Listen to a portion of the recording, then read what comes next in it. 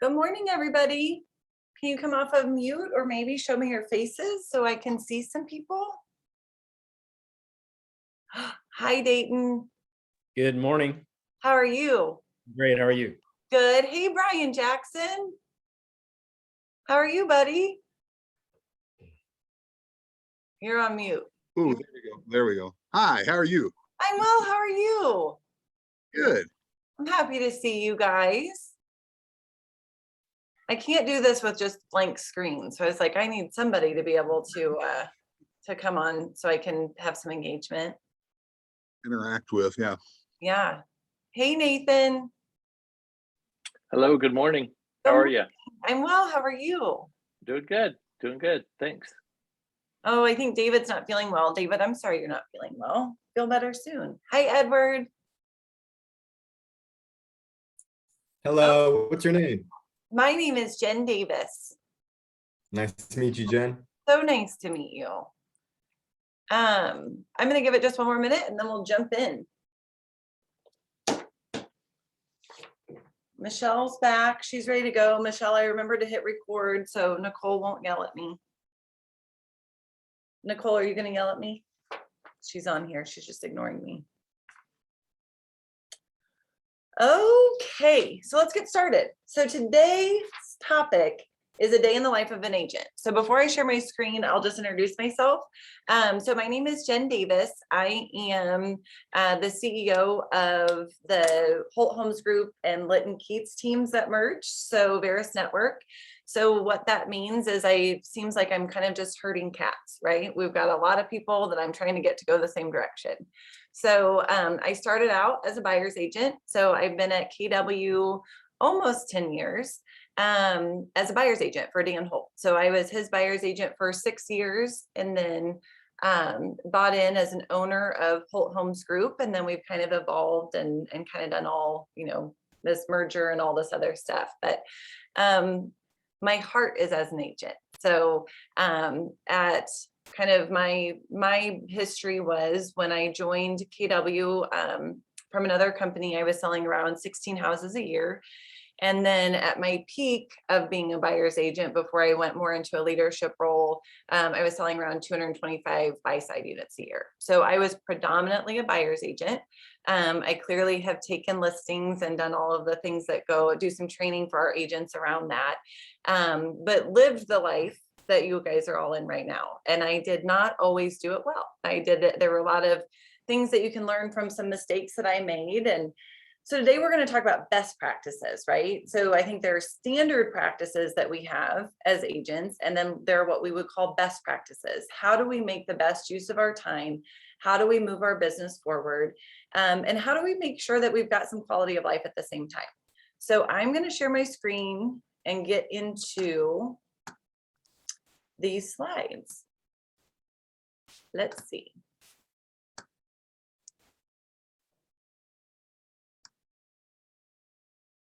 It's circling around. Everybody see that? Thumbs up. We're good to go.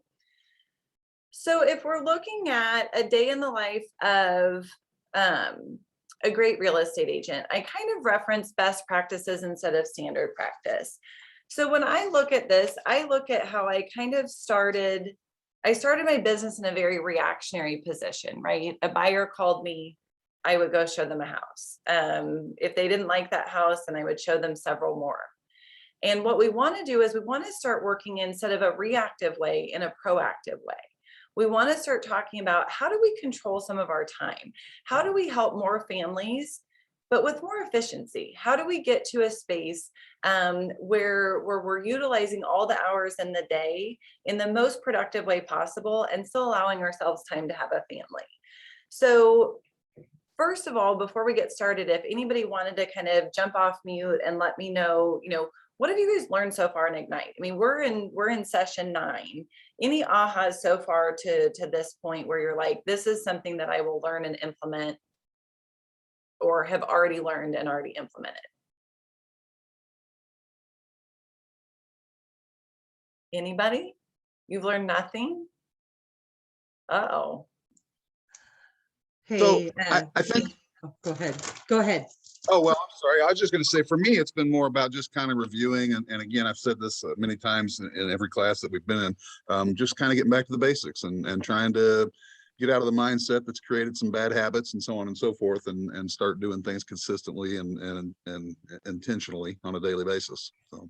Which is awesome, Brian, because clearly you've had a super successful career in real estate, right?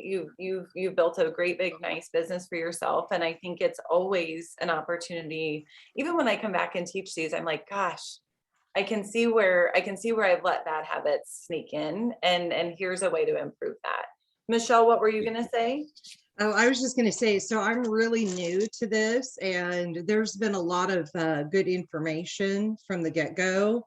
I think qualifying the buyers, I can't remember what her name was, but she Carrie. spoke, I think it was like last Friday, or not last Friday, but the week before. And she had a lot of good information that I wrote down, but I've got to go back and review because right now I'm still drinking water from a fire hose. That's the thing, Michelle, I think that we have to learn is like some of this information is so much. I bet it was Carrie Worsh, if I were guessing at who talked I maybe, yeah. So I think that's the thing to understand is like Brian's in a space where he knows kind of like the few nuggets that he can pull out to make some Mhm. adjustments to an already successful business. Where somebody like you that's brand new, there's so much. And so my advice to you would be same as Brian, pick one or two things that you can implement. And what I have found is if I can implement something within the first 24 to 48 hours of hearing it, I actually will implement it. Otherwise, it just kind of gets lost in the shuffle. So if there's Mhm. one thing that you learned from Carrie where you were like, gosh, that would make the most difference in my business right now, do that one thing and then Okay. review your notes in another month or 2 months and kind of come back to the other stuff that she talked about, or take Ignite when they offer it again. Even if it's just that one class, you can jump in and sit in on it. So just my goal is always, if I'm teaching a class or I'm participating, I'm learning in a class, is just to find one thing that I can implement that day to move my business forward. Okay, sounds great. Okay, so the goal today is to provide a realistic view of what a successful agent's day looks like. So I think we all have probably real-time examples of when we're not a successful agent, what our day looks like. I know that there are days that I show up really well and there are days that I don't. And so the goal is today to kind of lean into what those best practices are, and then kind of talk through what happens when the wheels fall off the bus, right? When things start to get chaotic and we're like, gosh, today the things that I needed to have happen didn't happen. So what successful agents do every day.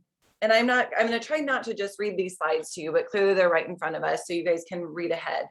But what I would suggest to you is we've got two settings, right? And I will call the morning and the time that we grow the business. So in the morning, we're going to grow the business. And in the afternoon, we're going to service the business. This slide calls it running the business.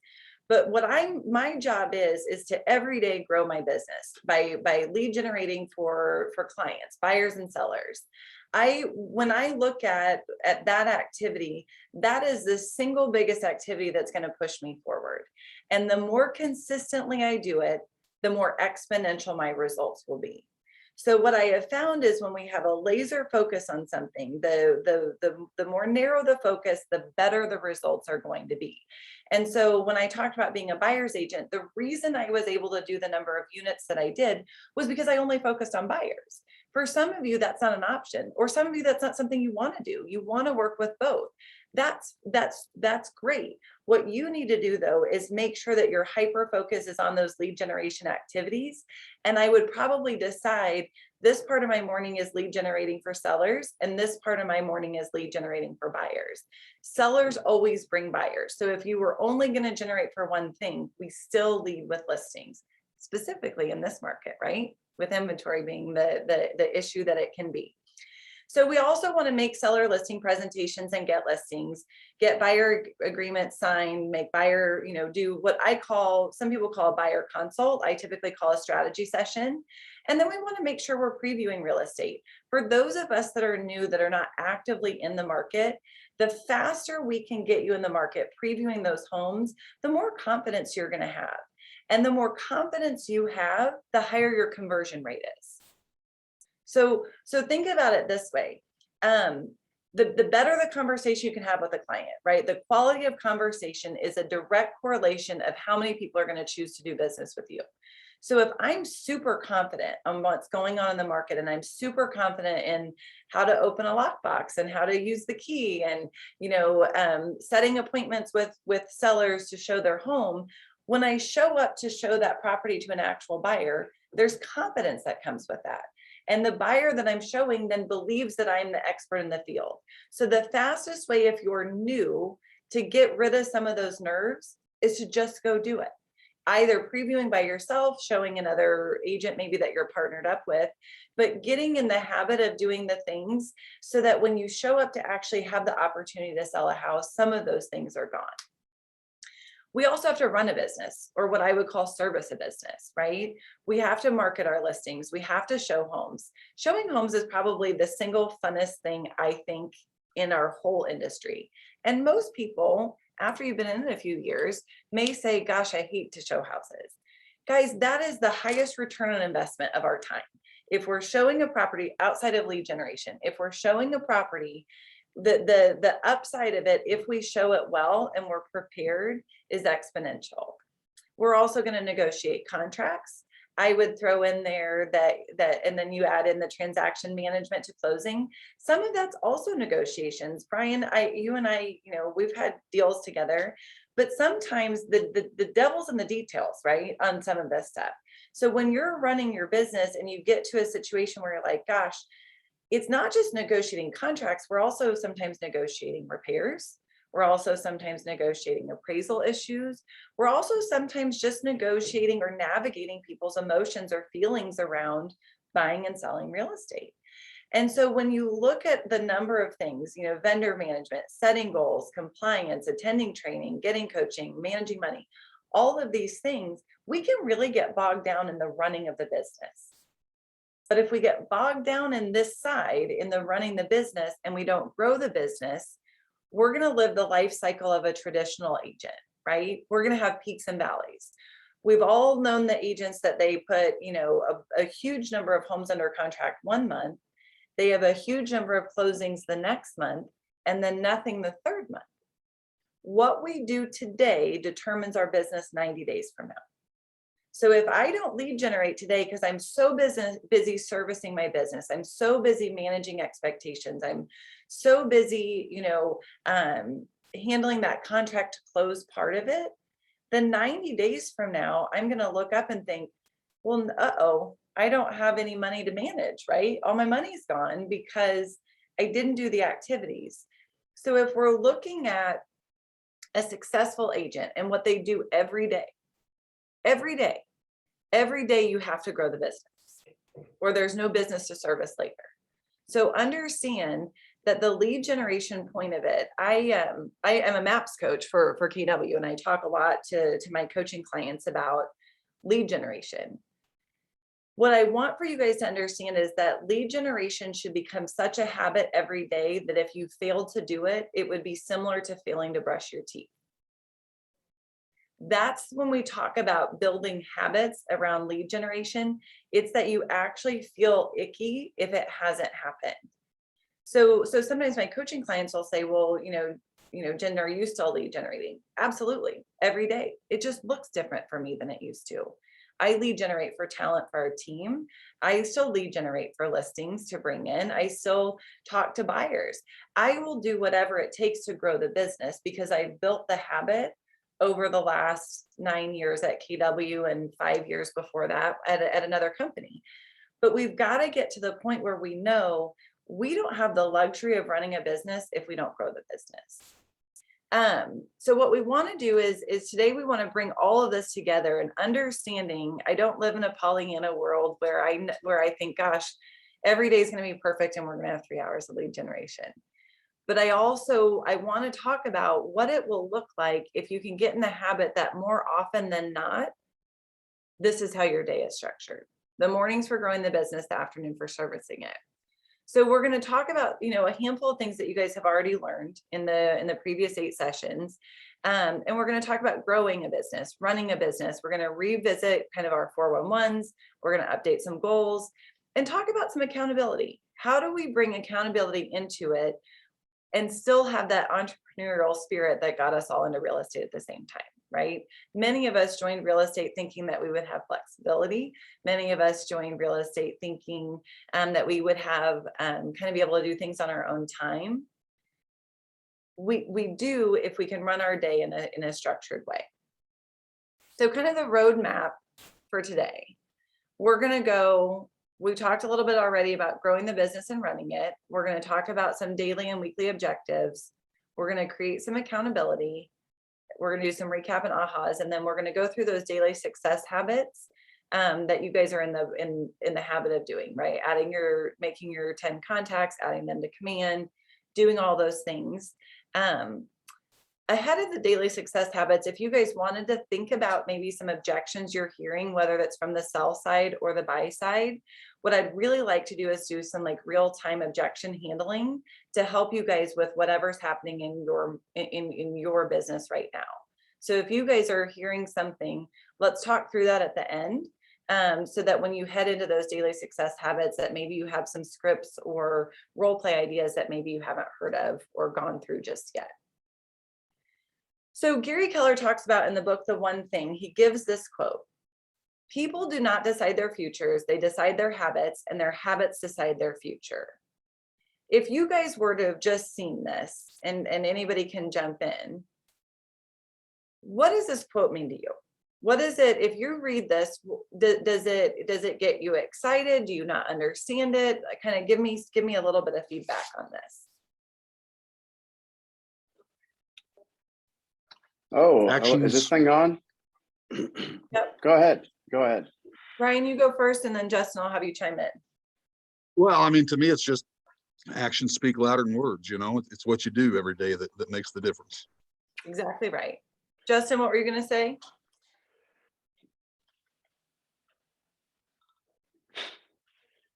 You have to learn the power of no, because everybody's going to offer you everything all the time. Mm-hmm. You just have to know when to say no, and you have to decide for yourself, do you want to get up at 5 o'clock in the morning? Yeah, I don't.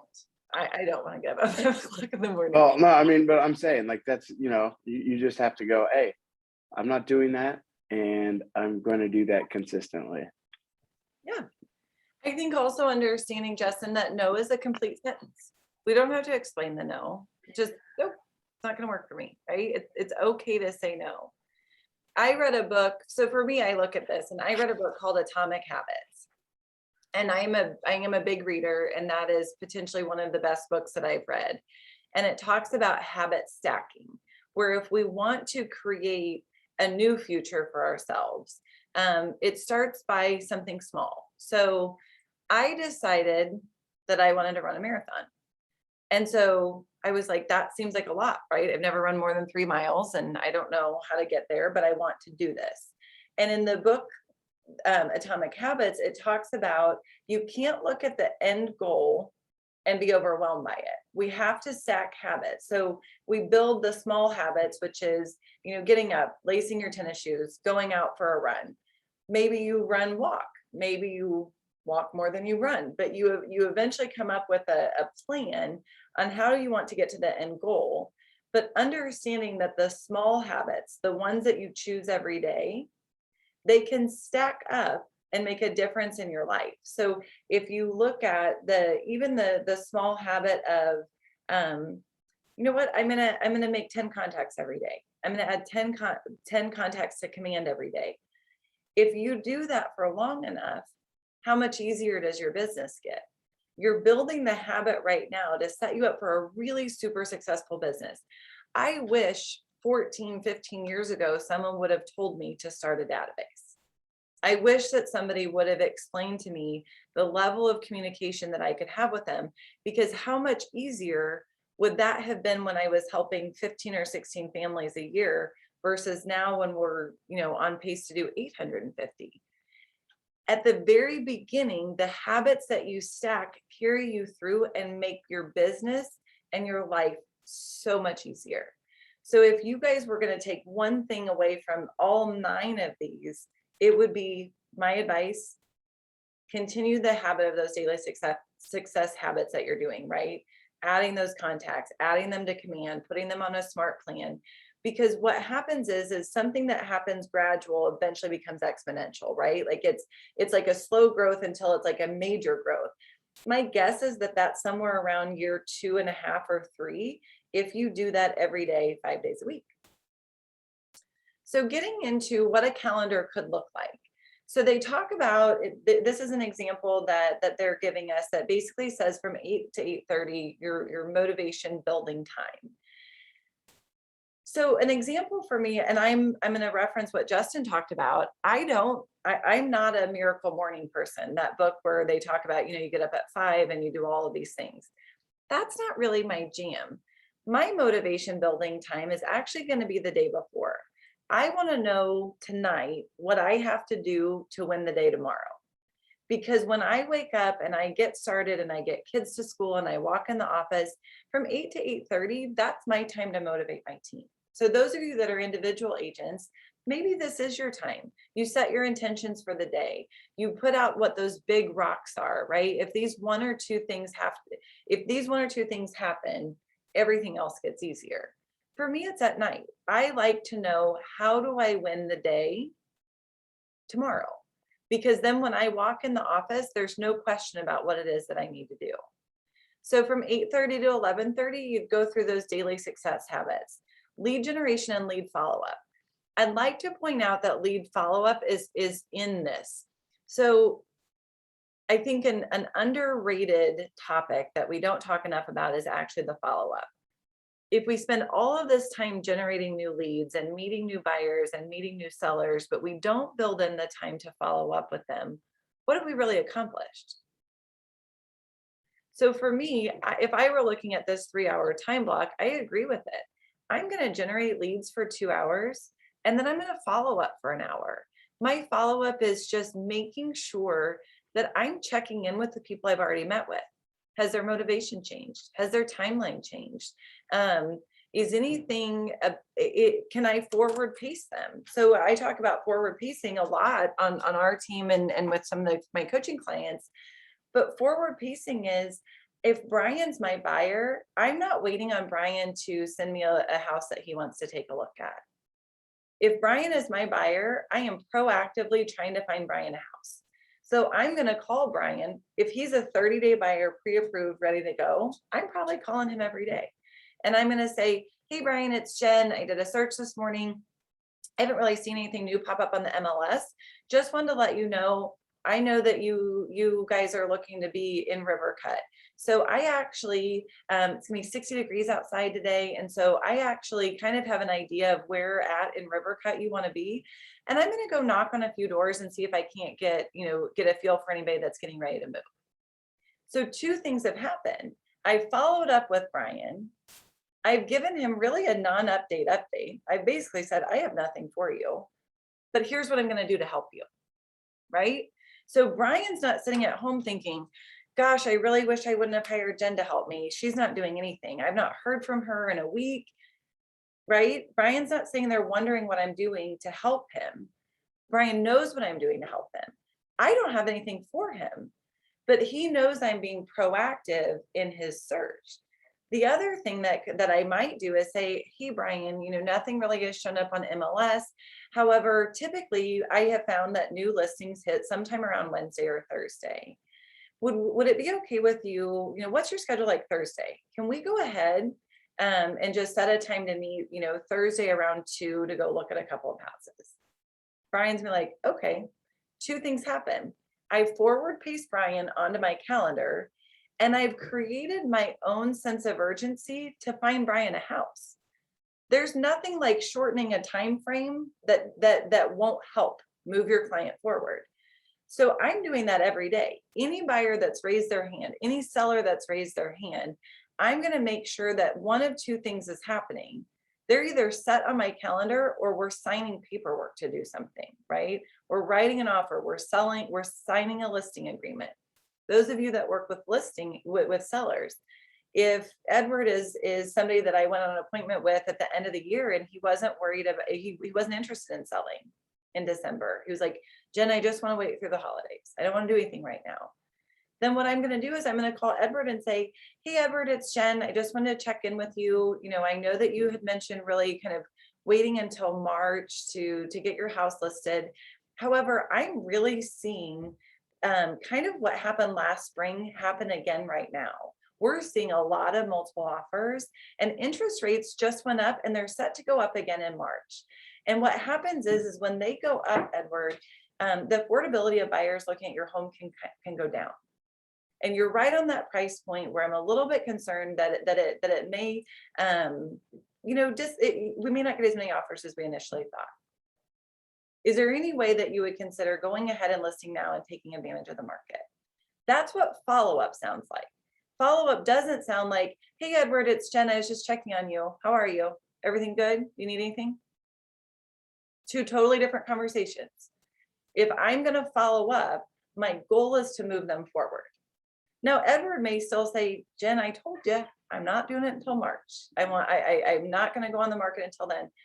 That's fine. But he's not mad I gave him an update. He's not mad I told him about interest rates going up. And if all of those things happen, he's not mad I didn't tell him, right? He was prepped for that there could be a pullback. Sometime around 11:30, we're gonna have a break. We're gonna have lunch, and this is our time to kind of regroup, right? When I look at agents, I find that most of them kind of run around a little bit like a chicken with their head cut off, right? They're tired at the end of every day. They haven't eaten, they haven't had water, they probably haven't been to the bathroom all day, right? We've all had days. I mean, I've had days like that where I'm like house to house, I'm like, I can't eat, I'm eating beef jerky for 3 days in a row, right? But what I found is when I started to time block what my day was going to look like, it became easier to do what Justin reminded us to do, which was to say no. So if I know that I have from 8:30 to 11:30 to grow my business, I'm not going to schedule a showing for 9 a.m. I'm not going to set a closing for 9 a.m. I'm not going to set a walkthrough for 10 a.m. so that all of my day gets pushed back, right? I'm going to look at this and say, I'm going to only lead generate and lead follow up during this time, and everything else I'm going to move around. That way I get to have lunch. Because guess what happens? If I get to have lunch and I get to have water and I get to have a little bit of a breather in my day, I show up better to the rest of my appointments. I'm on time. I'm not a hot mess running in at the last minute, and I'm prepared for my appointments. So after lunch, we're going to look at running the business activities, whether that's marketing listings, reading or negotiating contracts, or attending trainings. So the fact that you guys are all here, right? It's the end of January, beginning of February, and you guys are all investing in, I want to be better. I want to do better. That never goes away. There's always something to learn. There's not a week that goes by that I don't attend some training of some kind, because I can learn from anybody. And what I've found is when I time block in some type of training and I learn something, I show up better to the next appointment. I have the ability to bring something of value to my clients. So for those of you that have ever talked to someone, because you guys all probably love to lead generate, if you've ever met an agent that didn't love to lead generate, the question I would ask them is, are you call reluctant or value deficient? Are you call reluctant or value deficient? Because if you don't want to lead generate, you either don't want to make the call or you don't believe you have value to add. So by attending these trainings, what you're gaining is value. So for those of you that are new agents, you're learning something that's going to give you confidence in these appointments. We're also going to look at in the afternoon, another growing the business activity, previewing real estate, making those presentations, meeting with clients. And then at the end of the day, we want to review the calendar for tomorrow and make a success list. So I typically am doing that later in the day.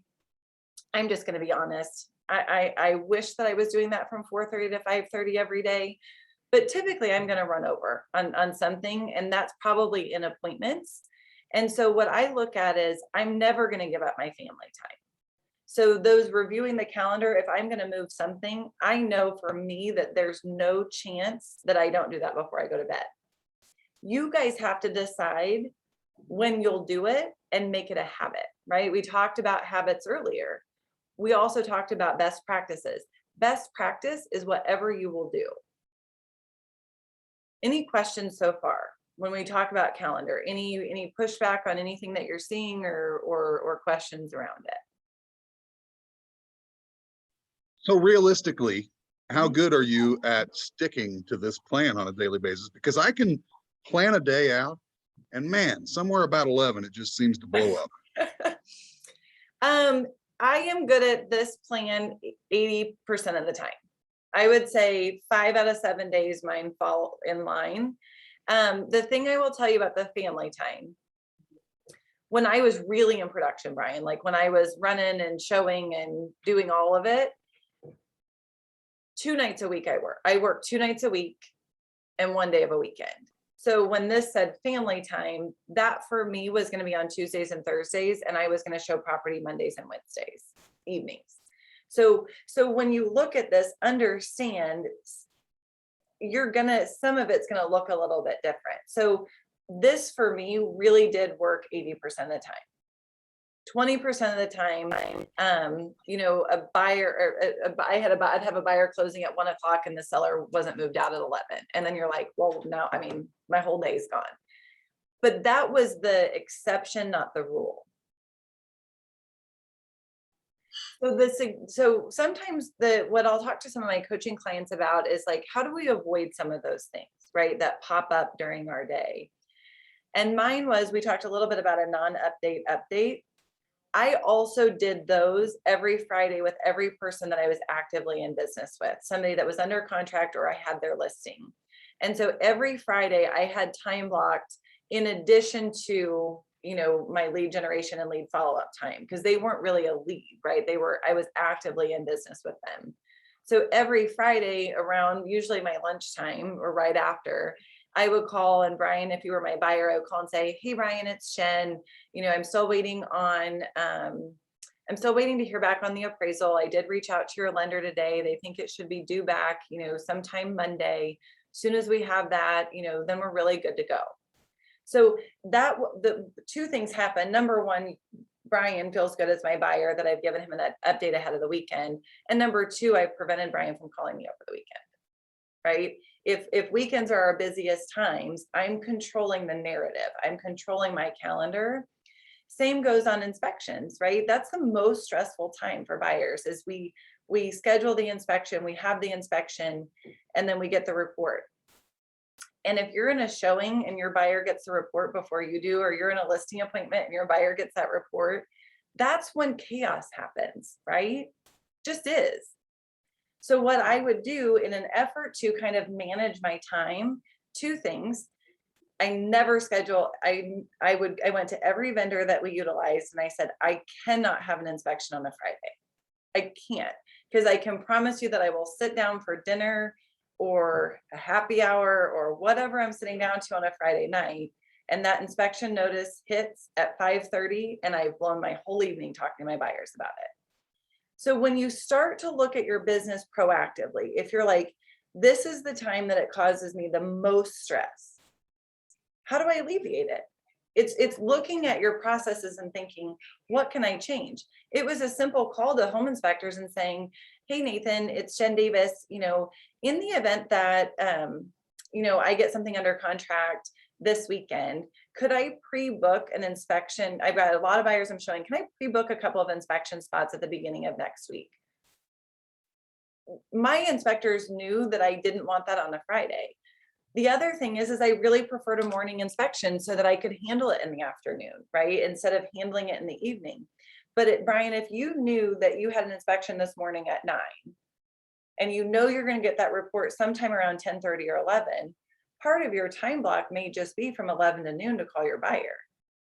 It's just reviewing inspections. But it's the idea of the night before, or the day before, looking at your calendar, what's happening, and making the appropriate time block around it.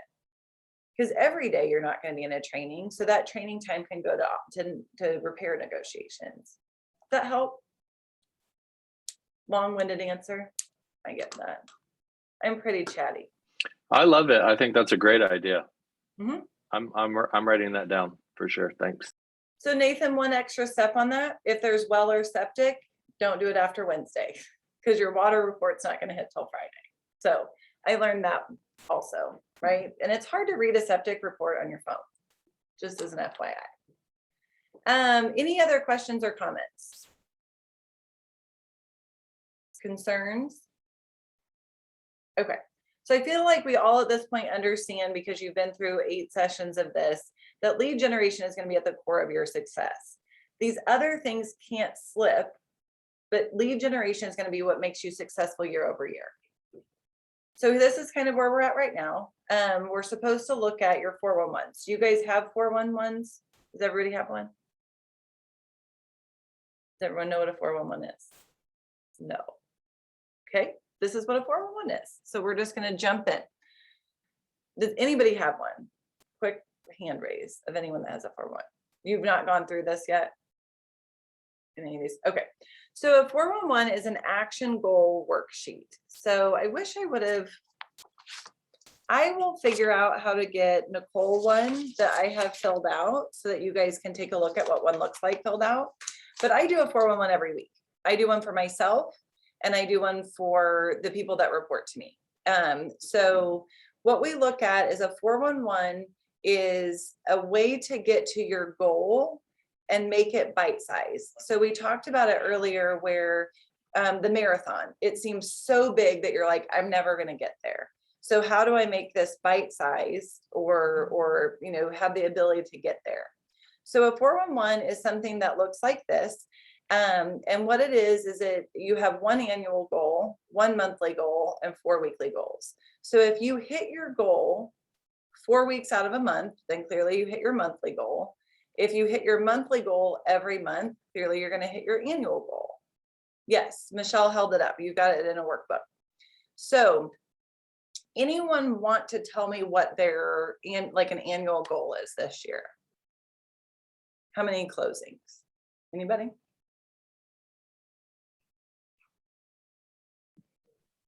Ours is 50. Yours is 50. Okay, cool. So Brian says my annual goal is 50 closed units, correct?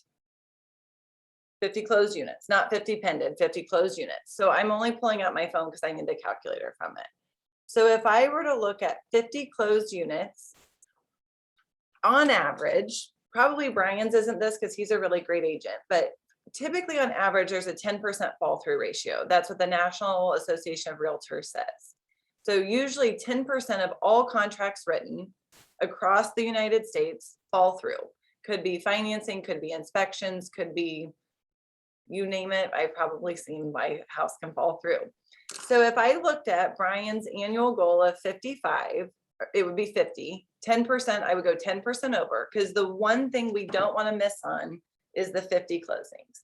So what that means is in an effort to make sure that Brian doesn't miss, he really probably needs to put 55 homes under contract in the year of 2022. So if we said we've got to put 55 houses under contract in an effort to make sure we close 50, then how we would find our monthly goals would be, we're going to divide that clearly by 12. So on average, Brian every month needs to put 4.58 homes under contract a month. Well, I don't know about you guys, but I've never sold 0.58 of a, 0.58% of a house. So what I would suggest to Brian is probably 1 month or 2 months in a row, you're going to shoot for 5 under contract, and the next month you can get 4, right? Or maybe we decide that the goal for January was 4 because seasonality plays a factor, and then we're going to get 5 in February and 5 in March. But on average, somewhere between 4 and 5 homes a month is what Brian needs to put under contract. So then if you look at this, the weekly goals, so you would take 4.58, most months have 4 weeks. So I always build it off of 4 weeks because those months that we get a 5th week, it's just like an opportunity to play catch up or get ahead, right? So Brian on average needs to put 1.14 homes under contract a month. Again, the 5th, those months that we have 5 weeks, it's going to make up the 0.14. So Brian knows I basically have to put a house under contract every week all year long. And 1 week a couple, right? So what Brian has to decide is if I know today is Monday and I need to put one home under contract, guess what happens? We become hyper focused on the activities that we need to do and the people we need to talk to. So I would say to Brian, if Brian were in my coaching roster, I would say, okay, Brian, and you can answer this if you want to, who right now do you have that you can get under contract by end of day Saturday? You can make up a name. Well, John. John. So we need to get John under contract by Saturday. He's the number one person we're going to move forward. So what I would suggest to Brian is he needs to be on your calendar every day, whether that's showings, whether that's time for searches, whether that's time for door knocking, whether that's time for circle prospecting, right? Calling around areas that John wants to live. So what Brian and I would do is we would build out this weekly goal around John getting under contract. So if John is looking for a 322 in Springfield under 200,000, right? I'm just guessing, basically. We can all see John. Pretty good guess. Pretty good guess. So I've done this a time or two. So what I would say to Brian is, okay, number one, we have to call John today and forward pace him for the rest of the week. What's John's availability? When can John look? Has anything changed with John? Is he still ready, willing, able, and motivated to compete in today's market? Because before we spend a lot of time with John, we've got to make sure that the motivation lines up. And so then what we would say is, okay, we've talked to John, and John can only look at houses Wednesday night and Thursday night. So guess what? Let's put John pre-booked in Wednesday and Thursday night so that Brian doesn't have an oh shoot moment Wednesday or Thursday when the house that John wants to buy pops up and Brian is unfortunately set himself with a buyer that he doesn't really know yet. Brian set an appointment with somebody that's he's not 100% certain is qualified and he's going to do a buyer consult with them, but it's the only time that John can look. So what we do is it's a proactive approach at our goals where we're saying, okay, John has to buy this week. He's my number one rock that I can move forward in order to hit my goal. We're going to find out what John's availability is. We're going to pre-book it.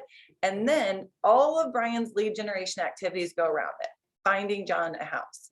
It's circle prospecting, it's door knocking, it's calling agents that have a lot of inventory in those areas and saying, you know, hey, Dan, it's Brian. Does your team have anything coming up this week in Cape Point? Whatever, I don't know. But Brian every activity is centered around this because Brian's going to find John a house this week. So Brian is not giving up any of his habits. He's still doing every daily habit that he needs to do. He's still lead generating, but he's hyper focused on the one person that can give him the outcome that he needs.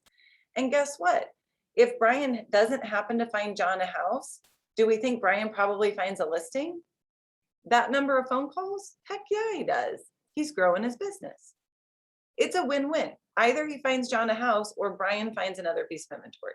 Doesn't matter. You can do a 411 around anything.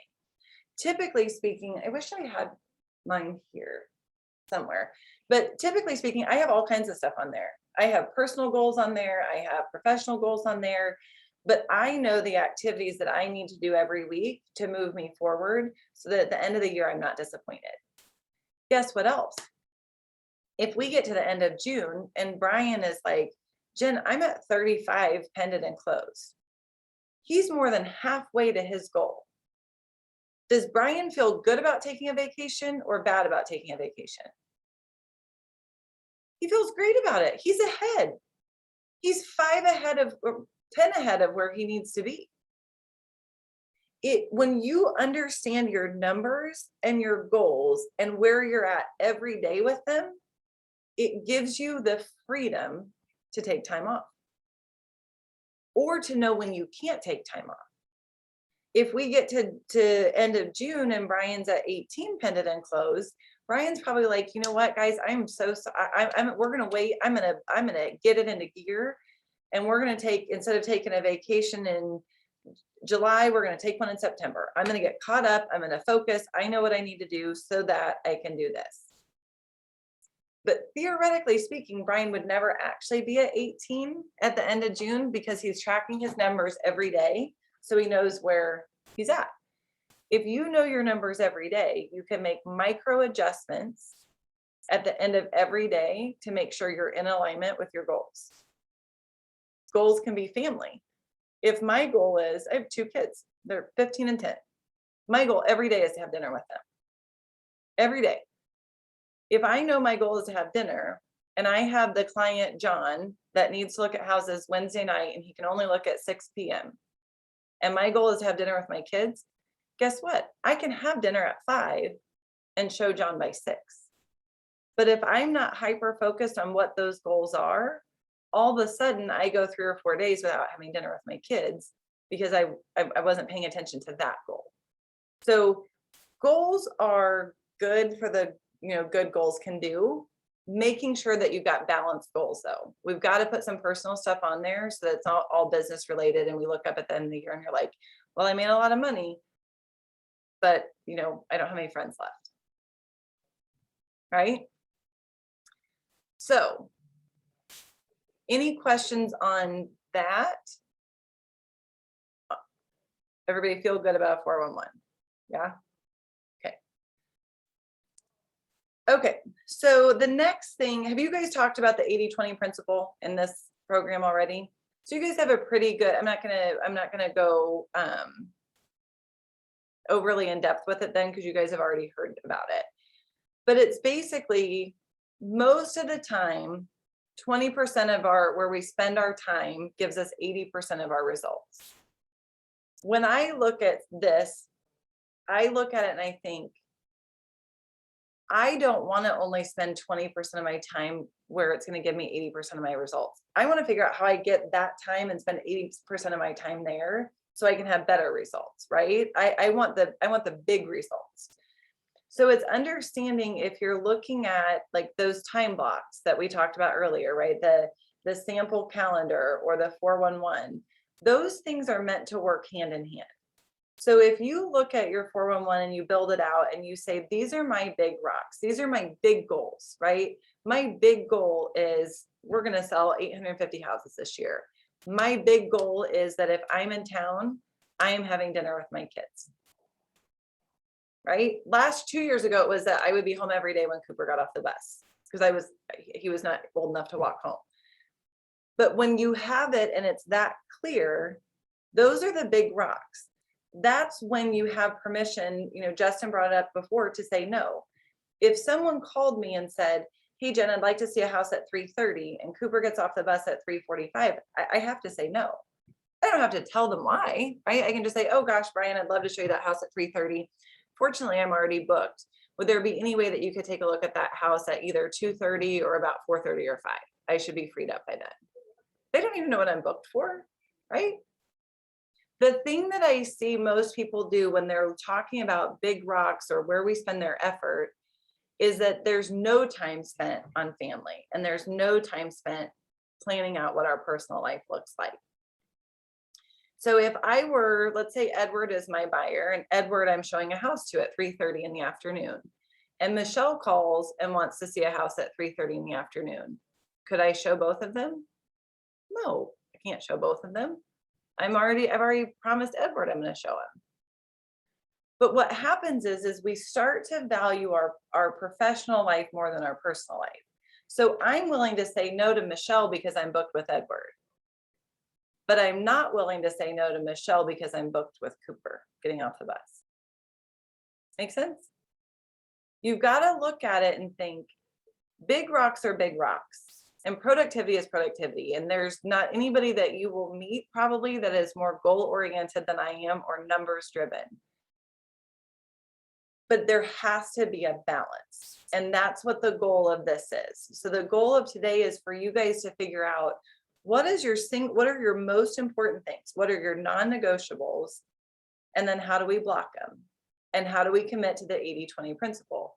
How do we get to, if my big rocks are 50 closings this year, then I've got to figure out how do I spend more of my time in lead generation and lead follow-up instead of more of my time in inspection negotiations, instead of more of my time in answering emails from agents that can't follow instructions on MLS, right? Like, how do I become so crystal clear on what my dollar producing activities are that I feel confident in saying no to the things that show up in my calendar? Any questions or takeaways so far?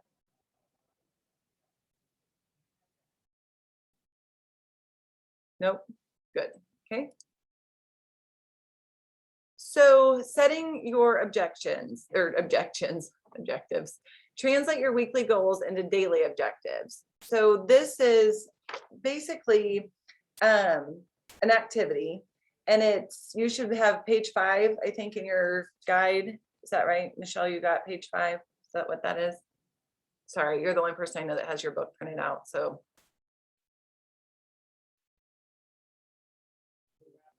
you're on mute, sister. This is another book that I had with working with my coach, and I happened to realize that 411 I thought was in there. Oh, sorry, I didn't mean to call you out. Oh, no, you're fine. I don't think I've got this one particularly. that So you're showing now. you should have a guide, and on page 5 is basically this, opportunity to kind of work through understanding what your goal is, how are you going to measure it, is it attainable, is it in alignment with what you want to do, and is it timely? It's basically teaching you how to set a goal. It's funny, this says it one way. I would call it a SMART goal. If we're setting a goal, it has to be a SMART goal. So it's specific, it's measurable, it's attainable, it's repeatable, and it's timely. So I just always think of it that way because there's like a catchy acronym that comes with it. So for somebody that was like, I want to close 50 homes this year, that's specific. It's measurable. Brian can track every week how many houses he puts under contract and closes. It's attainable because he knows what he's done before and he knows what the client base is that he has. It's repeatable. If Brian can complete that this year, he can complete it next year, right? Putting 4 to 5 homes under contract every single month is doable, and it's doable more than one time. He can do it all year long. And then it's timely. It's in 2022. We will have 50 closings in 2022. So sometimes what I see is people will set a goal, but there's no time on it. They'll say something like, well, I just want to lose weight, right? Let's get off the real estate subject for a minute. I would like to lose weight, but they don't say, I want to lose X number of pounds or by when. So what happens is it's this just theory that kind of floats out there, but without an action plan behind it, without anything that is thought out of, okay, well, if I'm going to lose whatever, I'm going to go with 12 because there are 12 months in a year. If I want to lose 12 pounds in 2022, that would be a pound per month all year long, right? If I know that, I can decide on what the habits are, what am I eating, how often am I exercising, how much water am I drinking, all of those types of things. So if you guys are going to start to look at setting some goals and making sure that they're in alignment with what you're doing, make sure that it's a SMART goal. Make sure that it is specific, measurable, attainable, repeatable, and timely. Okay, time blocking. So this is an activity that we are supposed to do now. So what the task at hand is that we've got to, for you guys to get in your calendars and time block your days. So if you were to do that, what will your big rocks be? What are your big rocks? Where do you put them? Considering, how you want your day to be structured, what time you want to get to the office or home office or wherever it is. But make sure that we put in the big rocks first. So the big stuff that has to happen, the non-negotiables. That's how I look at a big rock. If my day is not complete until this happens. So what's the big rock? Put that in first, making sure that we try not to block every single minute of our day. So, Brian referenced earlier, sometimes around 11, kind of things go off the grid. It's typically when we're overscheduled. We have no room for error, right? We block lead generation, but then we stick a closing in and we stick a walkthrough in and then a closing and then some showings and maybe a listing appointment. And what happens is if that call comes in at 11, that the seller hasn't moved out of the house or there's an appraisal issue, and we get that call at 11, but we know that we're booked from 11 until 5. I mean, we really just have drive time. We've built in no margin for any type of an emergency. We've also built in no margin for any type of opportunity. So if something good happens, that buyer that calls that they're pre-approved, they're ready to go, and they're going to buy a $1 million house, and we're scheduled so tight, we don't have the opportunity to show them the house, right? That there, it goes both ways. So when you're time blocking, the reason we put in big time blocks is so that we also have some margin. So if you look at this, you just want to be very careful that when you're time blocking, they're intentional time blocks, and we're not just putting stuff in there to put stuff in there. So if you guys were to look at your, oops, sorry. If you guys were to look at your calendar for this week, what I'd like for you to do is look at it and say, I may already be off for Monday because we're already in Monday, but how do you block out the rest of your week so that you're successful? Can you spend 5 minutes and block out the rest of your week? Just, I'll give you 4 minutes. That'll take us up to 11. Can you guys block out your calendars for the next week into next week? Anybody have questions on how to do that? Nope.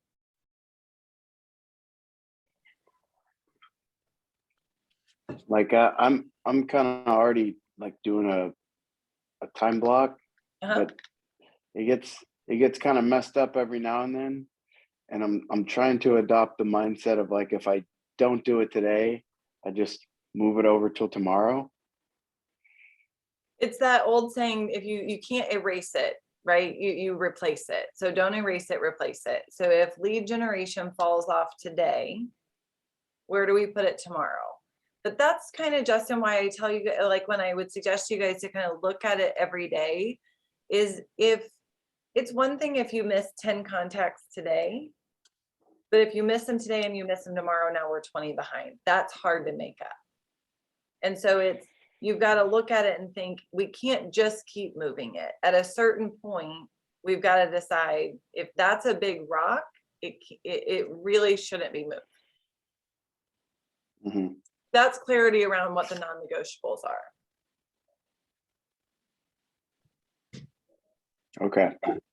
I talked to, while you guys are doing that, I'll just, because I'm chatty, I'll just keep talking. There's an agent out of Washington. His name is Ben Kinney, and he runs a super large team and corporation. And I was talking to him one time, and I was like, I kind of where, I think sometimes people get, I was like, I feel like there aren't enough hours of the day. Like I'm always, but I feel like there are days where I'm like, I am 5 minutes late to every single thing. And when I get there, I'm so worried about being late to the next thing that I'm not present at the meeting that I'm at, right? Like I'm just always late. And his suggestion was, if you're looking at your week, and time blocks are one thing, because with time blocks, you're going to have bookings on your calendar to lead generate and those things. But he said, if I look at my week and more than 50% of it's already booked with appointments, I know I'm in trouble. And I thought, it's so smart, right? If you've already got more than 50% of your week booked and it's only Sunday, all of a sudden, I'm going to have to give on something. What am I going to give on? Because the appointments are the appointments. None of us are given on those, right? If I've got a listing appointment, no chance am I not going on that in today's market. If I've got a buyer consult, no chance I'm not going on that. So if I've already booked, all of a sudden it becomes clear what my priorities are, because I'm going to have to give on something. And what's it that I'm going to give on?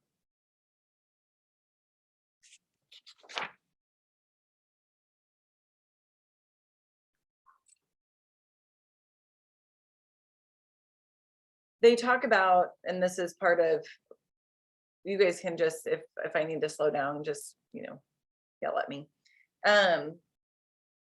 Gary talks about in the book, The One Thing, that basically individuals that write down their goals are almost 40% more likely to succeed. It's 39.5%. So somebody that fills out a 411 or, you know, if you, when you look at how your goals are set out, you're almost, it's almost 40% more likely that you'll hit your goals. Guess what it is if you share it with somebody? Guess what the percentage goes up to if you have somebody that you've shared your goals with? Do we just shout out numbers like it's an auction? Yes. Closest gets 60. a high five next time I see you. Okay. Would you say 60? Yeah. Who else has a guess? No one else has a guess? 80%. That's higher than 60. Somebody said 80. 76%. 3/4 of the time, if you share your goal with somebody and you've written it down, you're 76% more likely to hit goal. So do we think Brian's pretty likely to hit goal because he shared with the class? Yeah, I guess so. Because every time I see Brian, I'm gonna ask, right? Every time Dan sees Brian, Dan's gonna know that Brian's gonna hit this goal, right? It's meant to solidify something within yourself, right? Like if you write it down and you share it, and I'm going to qualify that, share it with someone that believes in you, right? Share it with someone that's a big thinker. Share it with someone that's got your back, that's your support system.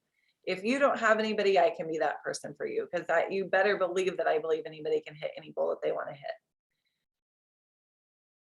But if we look at writing a goal, sharing it with someone, and you're 3/4, 75, 76% more likely to hit that goal, why wouldn't you do it? Sometimes because they're scary, right? Sometimes because they feel private, or they feel like, gosh, I don't want somebody to think, you know, whatever of me.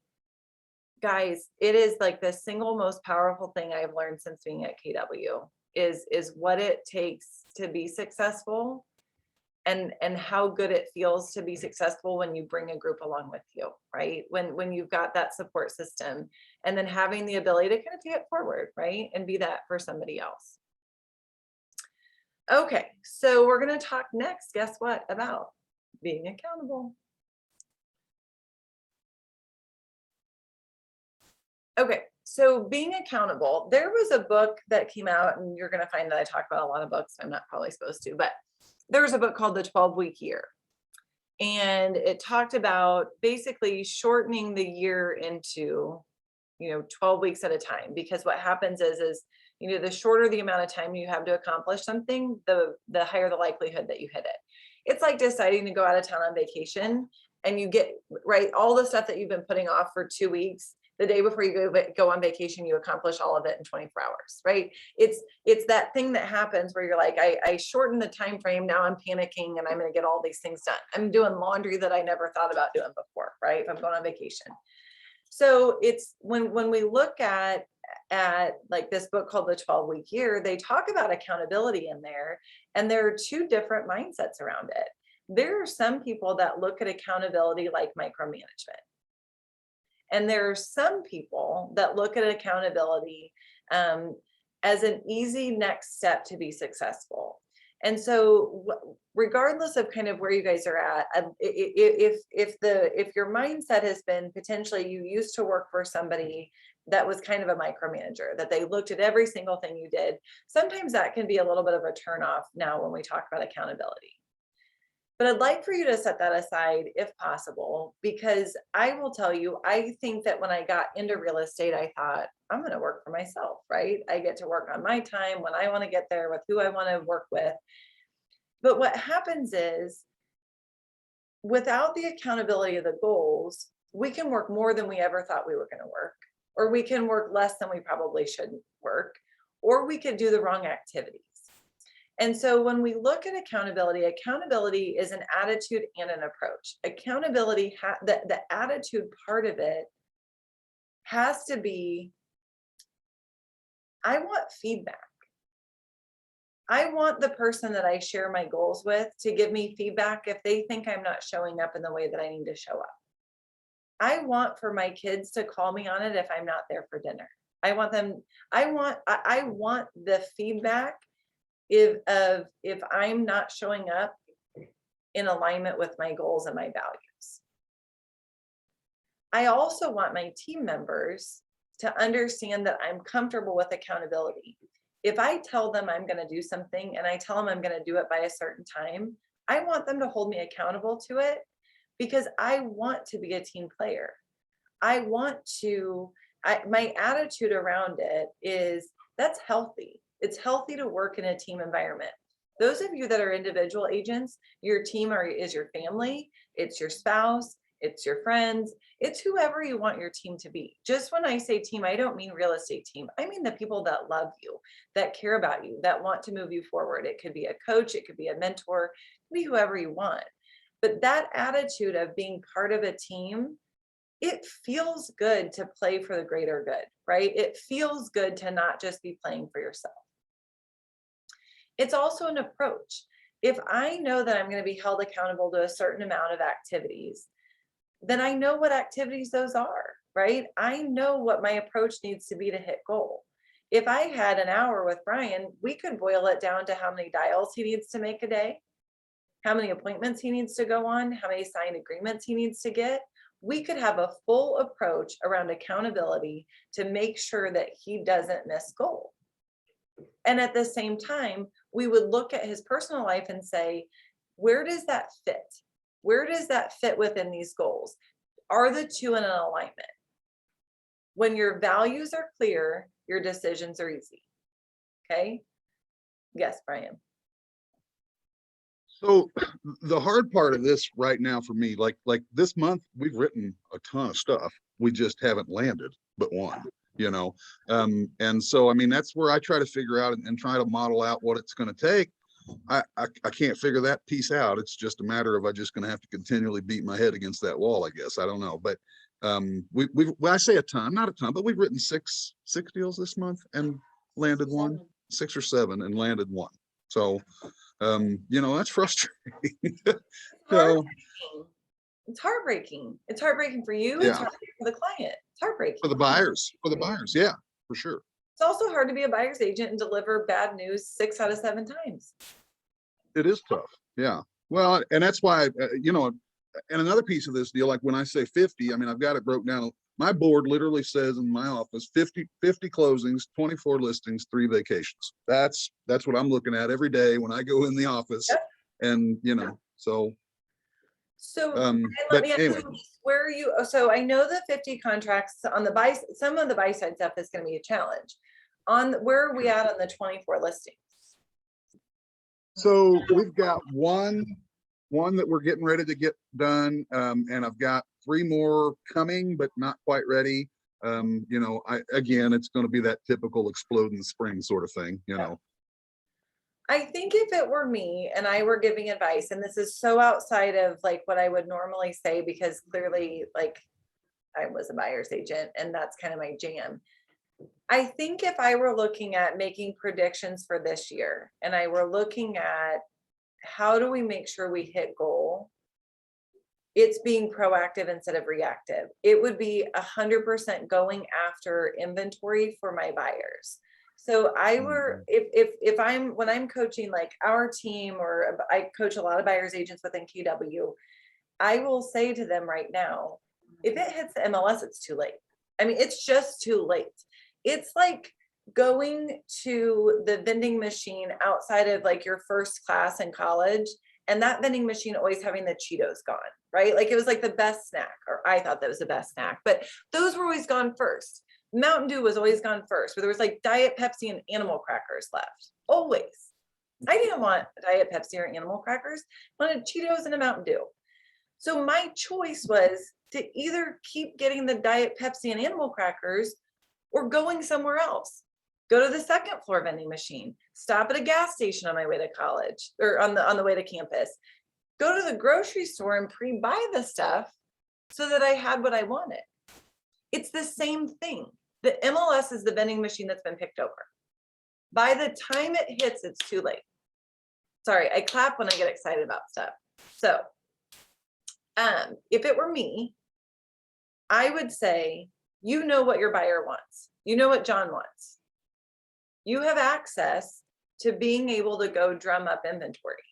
And by drum up inventory, I don't mean you can make a social media post, because we do that too, and say, this is what I'm looking for. But that's not prospecting. That's like a marketing based thing. If we're generating leads for our buyer, if we said, I have to find John a house, do you know where John wants to be? Do you know the location he wants to be? You know his price point. You've seen a few houses with John that he probably made an offer on that he didn't successfully get. Can we take John's offer to any of the neighbors and see if they would sell? Like, black out John's name, take a printed offer and say, Mr. and Mrs. Homeowner, John really wants to live in this subdivision and we're having a hard time finding inventory. And clearly you guys, picked a great location. Would you have any interest in selling? Do you know if any of your neighbors have any interest in selling? And if they say, I don't know, have you seen anyone with a pod or doing any type of renovation work? I'm going to ask about indicators of somebody that's getting ready to move, right? But I'm taking that offer with me. Or I'm saying, okay, I know my buyer needs to be in Ravenwood, right? And they need to be in Ravenwood. And I'm just going to go knock on doors, or I'm going to pull a call list, right? I'm going to pull a list and I'm actually going to dial through the subdivision. So when we look at it, it's hard. That's harder than it used to be to help a buyer. But my suggestion to you is it's probably not any more time than we used to spend with buyers, because we used to have 6 or 7 houses that we could show a buyer. Now we have 1 or 2. But guess what? If we spend our time on the phone finding the inventory for our buyers, 1 or 2 things is going to happen. We're going to find them a house, or we're going to drum up some listings. And maybe your number of 24 listings and 50 closings, maybe you have more than 24 listings. The fastest way to control your business is to find the inventory. It's hard. And it's different than the way we used to do it. It's not the same. It's probably the same amount of time per client, but it just looks different. It's more time in our office and less time client facing. Any questions on that? No? Okay. So, sorry, I moved this chat up here. Now I can't get it. I have a quick question. Sure. You mentioned, pull a call list from a neighborhood. How would you source a call list to find out, phone numbers for that neighborhood? So always being, cognizant of do not call lists, right? We always want to double check against the national registry of whatever the do not call stuff is.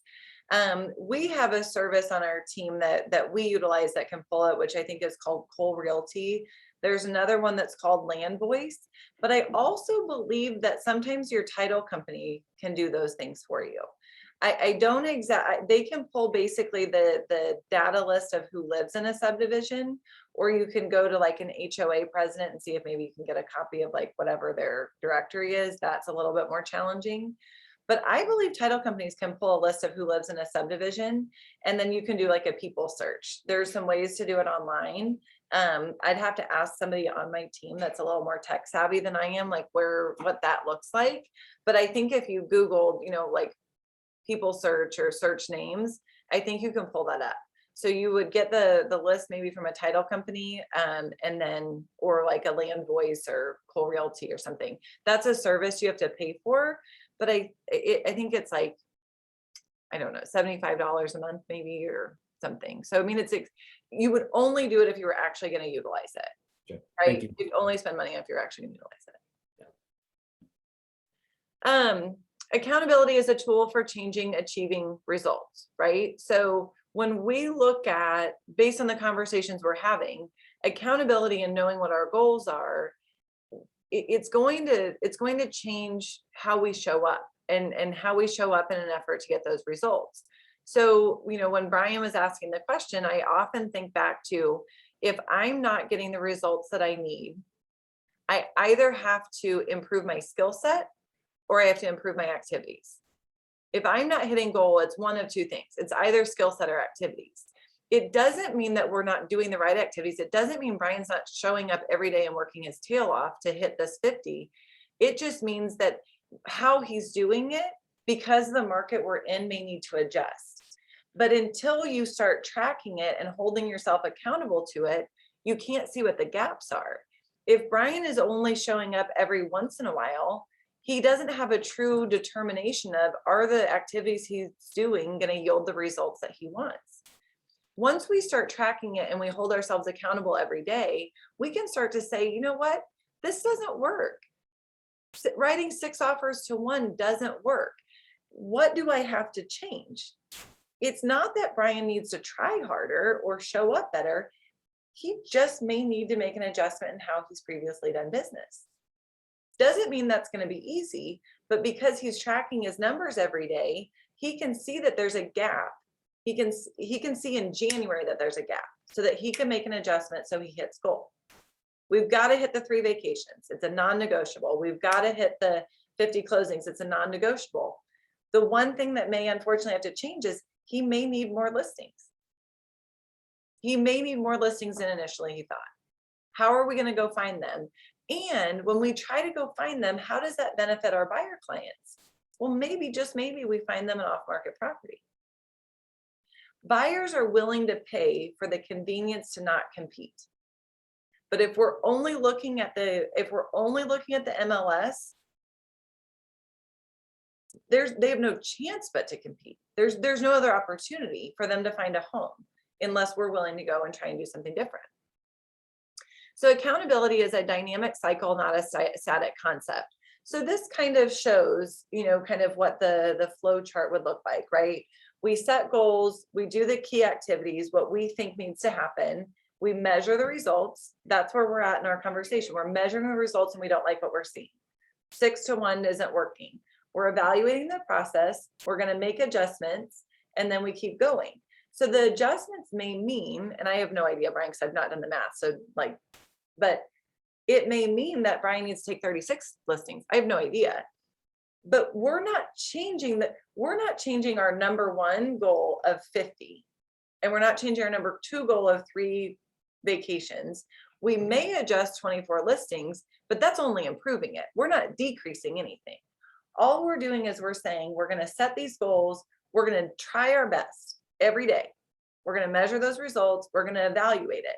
If Brian just kept going and never evaluated it, right? Like if he just took the evaluate part off of it, he'd never be able to make adjustments. He'd just be living in this cycle of, oh, this stinks. I don't want to do this anymore, right? Not fun. We want to have fun. We're still selling houses. Like we still have like the greatest job on earth.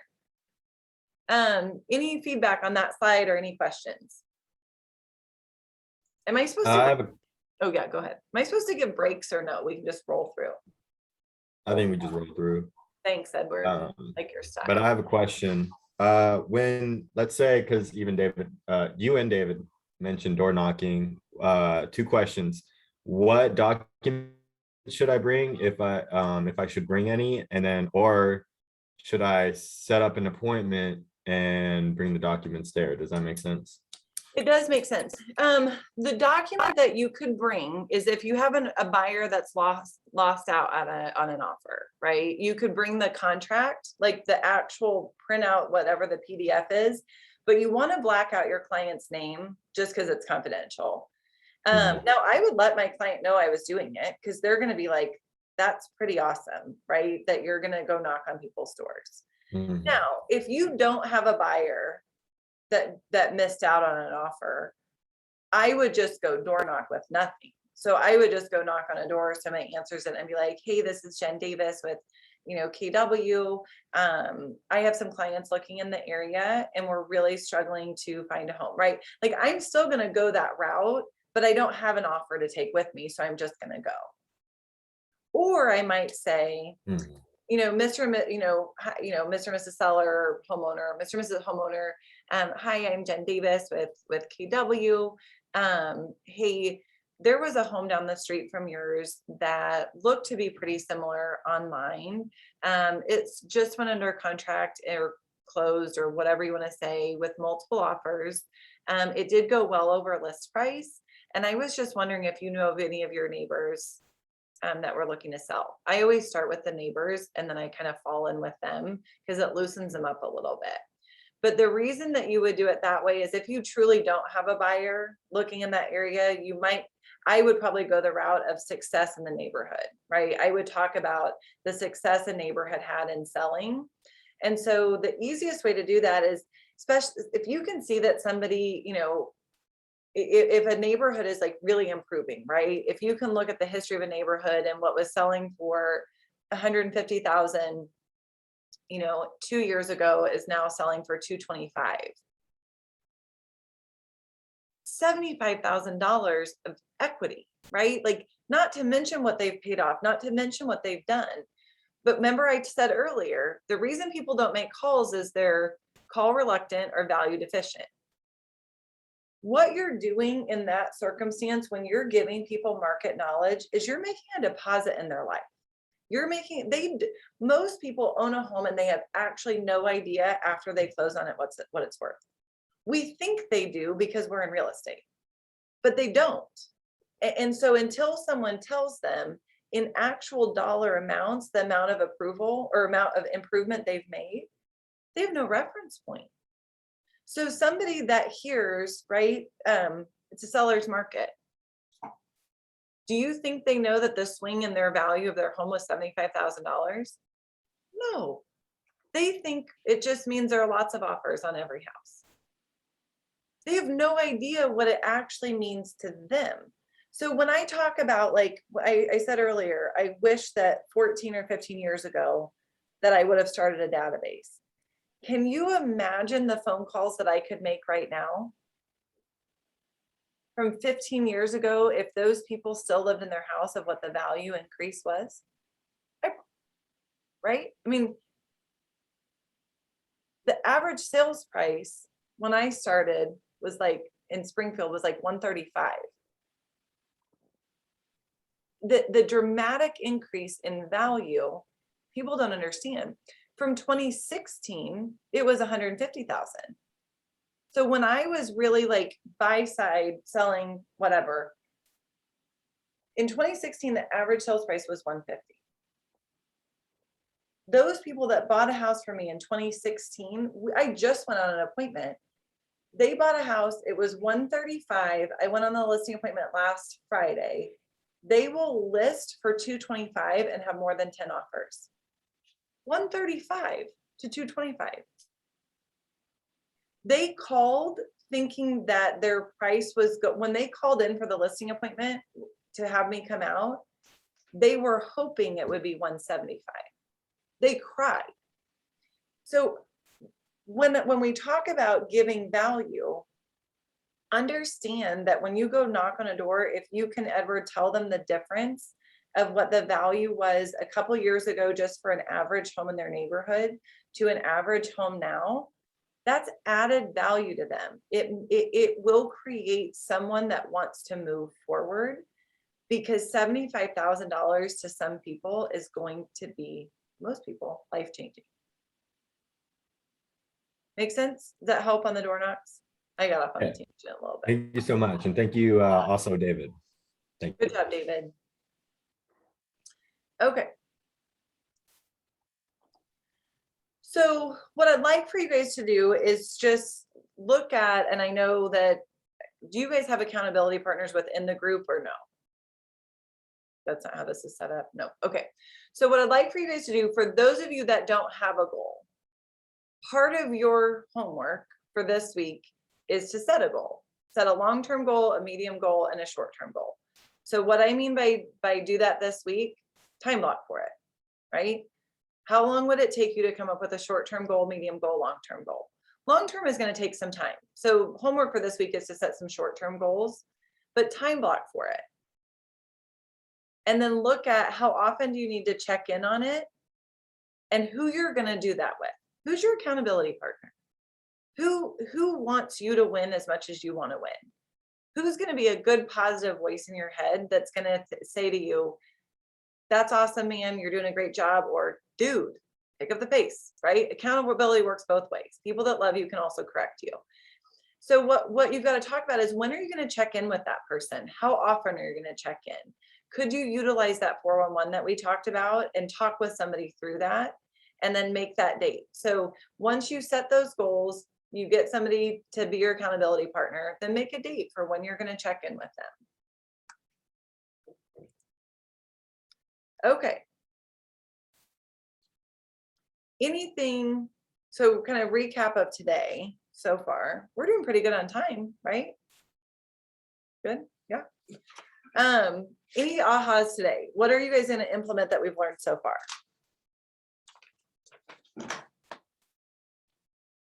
Nothing. Guys, I think I might go knock some doors. it's gonna be 60 today. Today would be the day to do it. I know. Warm. I know. It's also 180 degrees in this office. I'm just pointing out, for those of you that are not here, is they've not kicked off the heat for the adjustment of the day. Who else? What's somebody going to implement today?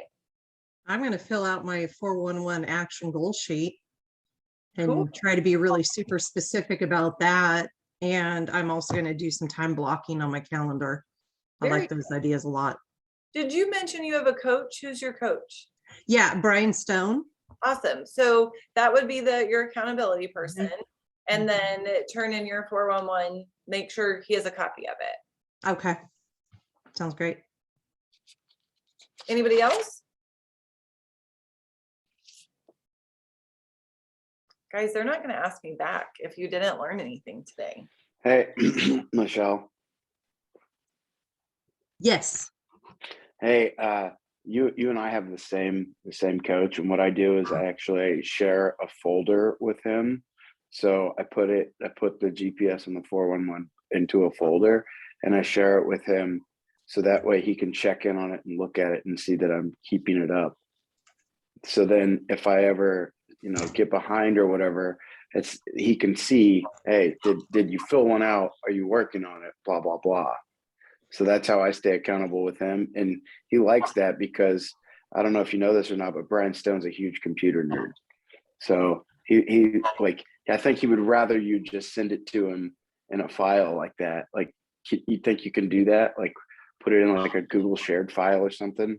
I will try. I am also tech challenged, so I am really trying to work through some of that tech stuff right now. I know he is a tech nerd, so but I like that idea because I really haven't sent him anything to be sure he's holding me accountable. There you go, right there. It's just a public place where you drop it off and he can see when you did it, if you're currently doing it, and are you like consistently doing it. Awesome. Thank you for that. Good advice, Justin.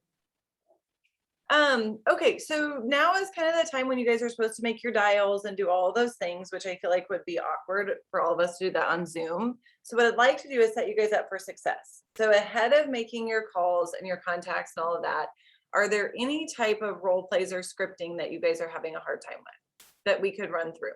Like how I would say something or do something. I have a question. I gotta jump out. This situation just happened. Okay. All right. I'm trying to be out in the market as much as I can be right now. I'm trying to do as many open houses as possible. And if I'm not doing an open house, I'm going to go to every single stinking open house I possibly can. So in that, I'm going to run into customers and clients. Now, I'm going to run into customers that are not going to use me as their agent. And they just came to my open house like the week before. Now I see that person. And like, it happened a couple of times even this weekend, okay, where it's like I know they're out actively in the market and I run into them and I'm like, hey, I can't poach you out of this open house, so happy hunting, right? Like, what's your play there? What do you do? Number one, I love that you're doing that. I think that's super fantastic.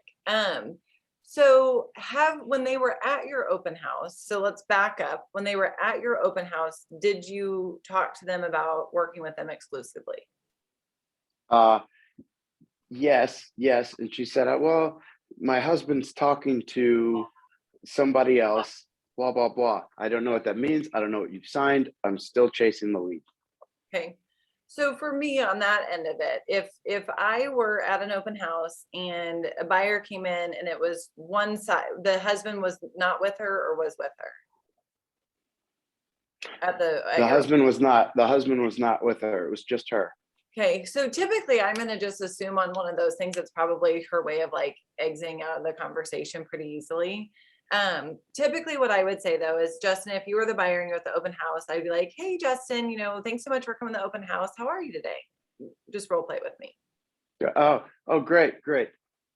I'm so glad that you came in. Have you been looking long? Yeah, a couple weeks. How's it going? Good. I'm, not finding what I want, but I get that. Hey, are you working with an agent? my husband's been talking to another agent. Yeah, but I just like to come out and look at his, all these houses.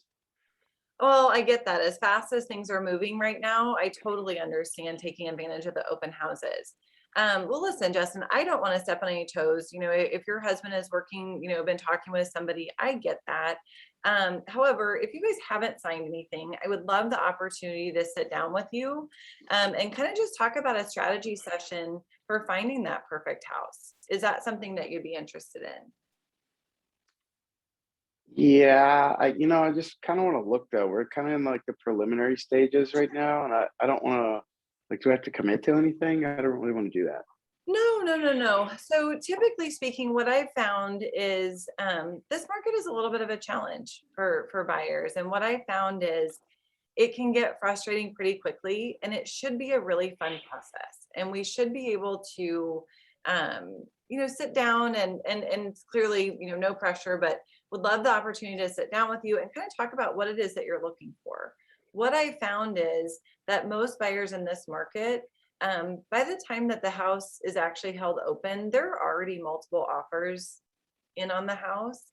And so when you guys get to the point that you're ready to start making offers and those types of things, my only concern would be is that it would just be somewhat disappointing that there will already be offers in, and you won't have an inside track to getting into some of these houses when they first hit the market.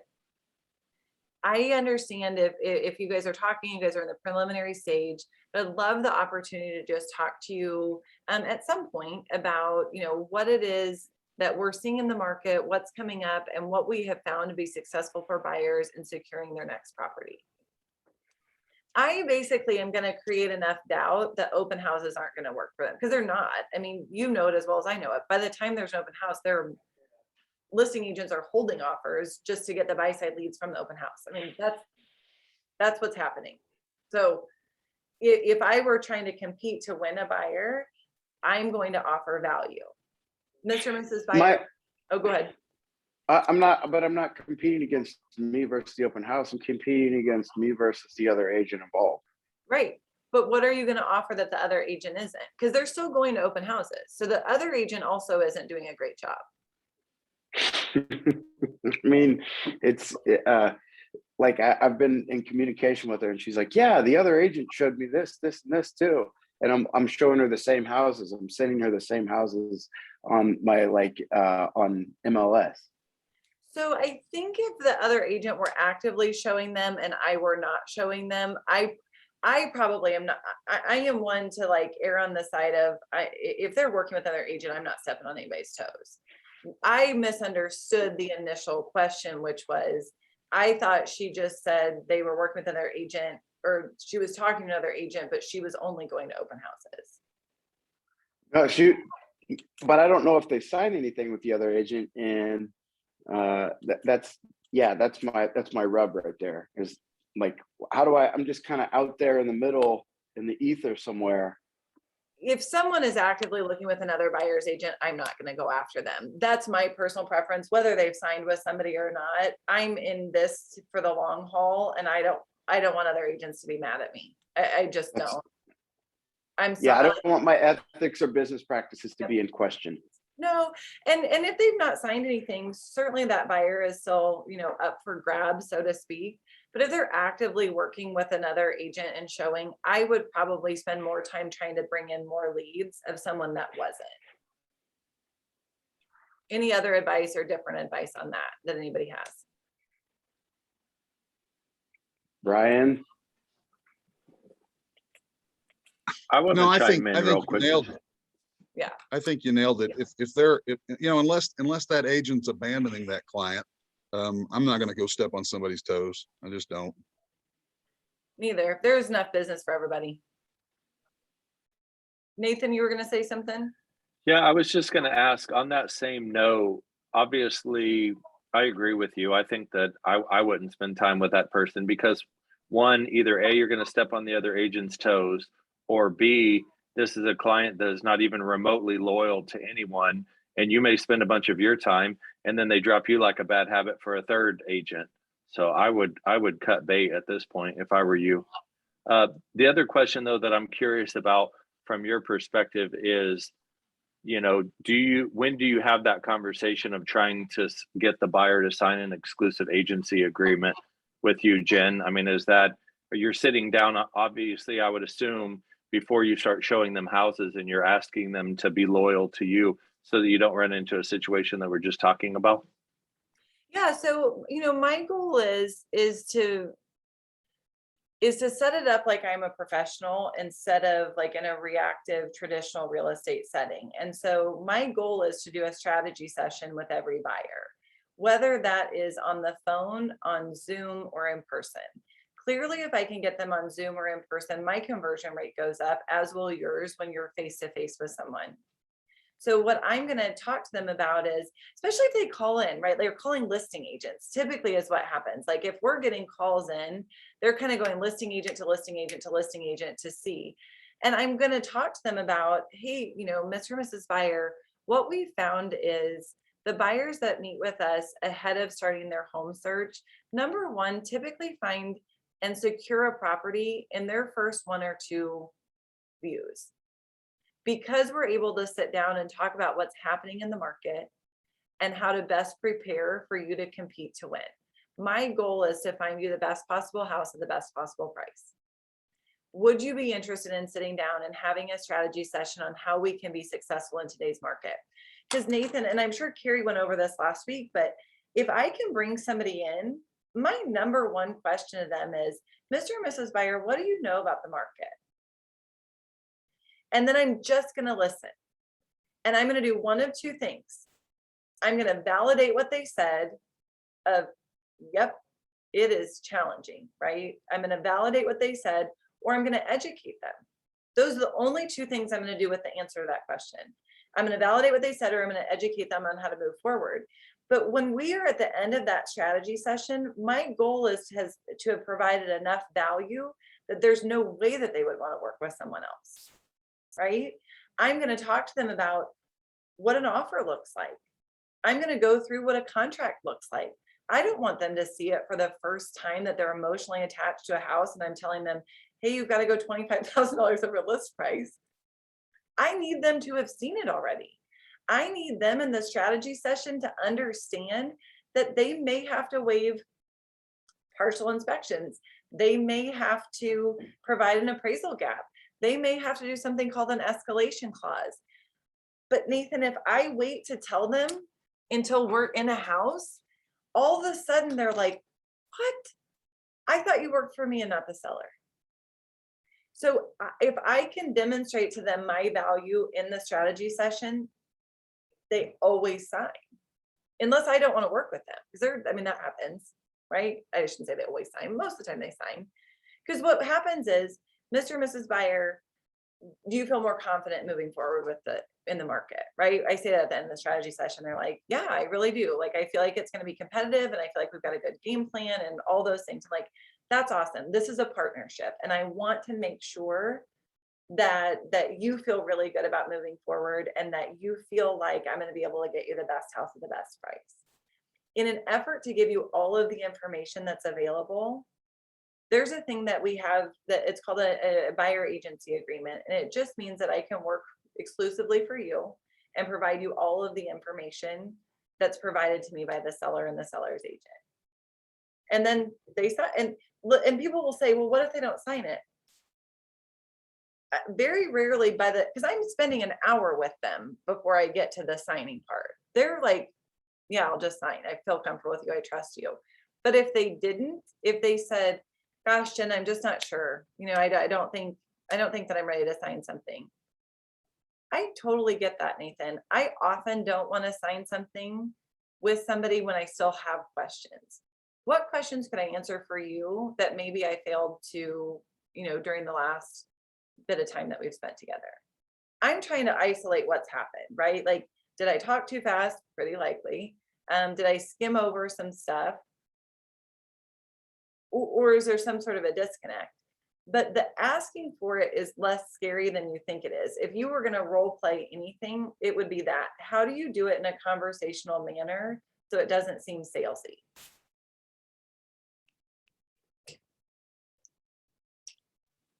That's great. Thank you. You're welcome.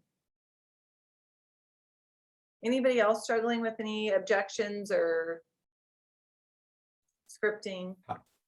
How would you go about door knocking as far as scripting goes? If you're just trying to find anybody in your area of responsibility, if you're just trying to find people that are wanting to sell their houses, how would you go about talking to them about that? If it were me and I did not have I'm going to assume you don't have a buyer. Do you not have a buyer looking in that area? We're just flying blind. Yeah. I'm Okay. just trying, I want to see who in my neighborhood wants to sell their houses. And I mean, one thing that I did as a kid a lot, for some reason, I would go door knocking and do random stuff like collect signatures. So, but I can door knock now. It's one of my skills. It's just I have no idea what I'd say to them. Knowledge of the area before you go up there, but just asking also for any additional input. Yeah, I think what I would do, I would if I were door knocking my own subdivision, I would probably, I would go in and I would bring a CMA for the neighborhood. So I would print off the last 12 months of data, under contracts, closed, currently, anything active that's on the market. And I would understand what that data said. I would understand, what's the average sales price in our area? What's the average days on market in my subdivision? And I would go knock on doors and I would introduce myself. I'd be like, hey, so sorry, am I bothering you? Or, is now a good time? Or however you want to lead into it. I'd be like, hey, my name is Jen Davis. I actually live over on Buena Vista. And I just want to introduce myself. I'm an agent at Keller Williams, and I have been doing a ton of market research about what's going on in our specific neighborhood. And I just wanted to let you know the increase of value from last year to this year. It looks to me that the average sales price in our neighborhood went from $265,000 last year to $315,000 this year. And that's with smaller houses, right? Like, I'm going to know what I'm going to say ahead of it. Last year, the average home that sold was 1,800 square feet. This year it's 1,600 square feet, whatever it is, right? Like, I'm just going to roll with it. I'm just going to say, I live here. Kids go to same schools, and just wanted to see, have you talked to any of the neighbors that are looking to sell? I'd love to have the opportunity to give them some information ahead of that. And they say, gosh, no, I don't, but that's really good information to have. They awesome. I do send out email updates to all of my family, friends, and past clients. Is that something that you would like to be kept up to date on? I can send you a market update once a month, and I would get their email address.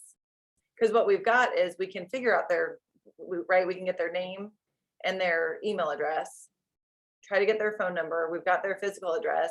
You're adding a MET to your database, right? The more information you've got, the better it is. But then anybody that gave me that information, I would go back to the office. I would send a handwritten note. Hey, Edward, thanks so much for taking the time to chat with me today. Just as a reminder, I live at, whatever, 123 Main Street. If you have any questions for me, just let me know. Here's my cell phone number, business card, all that stuff. But then I would also add them into command. So I would add them into command so that once a month, they're getting something from me, right? We're putting out those smart plans. When you look at, have you guys heard of a 36 touch? Have they done that in this class of like all the different ways? So basically a 36 touch is like a plan on how you follow up with people. But like 24 of them are emails. I can figure this out and get you guys information, but 24 of them are emails. But 12 of those emails should be market updates. When we talk to people, a lot of agents are going to tell you, oh, we send out which we do. We send out newsletters and we give recipes and we give updates about what's happening in the community. But at the end of the day, my level of expertise is not in like how you make an apple pie. It's how do I sell your house for the most amount of money? So the value I want to add to them is always going to be market driven. So I always want to make sure that I'm their resource for anything real estate. I want them to know every time a neighbor's house goes on the market. So if you door knock them to introduce yourself and you bring them this CMA, then the next time you see a house pop up in your neighborhood that's for sale, I might shoot an email and say, hey, Edward, did you see that 456 Maple just went on the market for, $350,000? And then it goes under contract the next day. Nathan's the agent. Hey, Nathan, how many offers did you get on Maple? He's going to say, oh, Jen, I got 6. Cool. I'm going to email you. Hey, Edward, just want to let you know, I talked with the listing agent. There were 6 offers. There are 5 offers there are 5 people still looking to move into our area. Any chance you know of somebody, right? I am the market expert.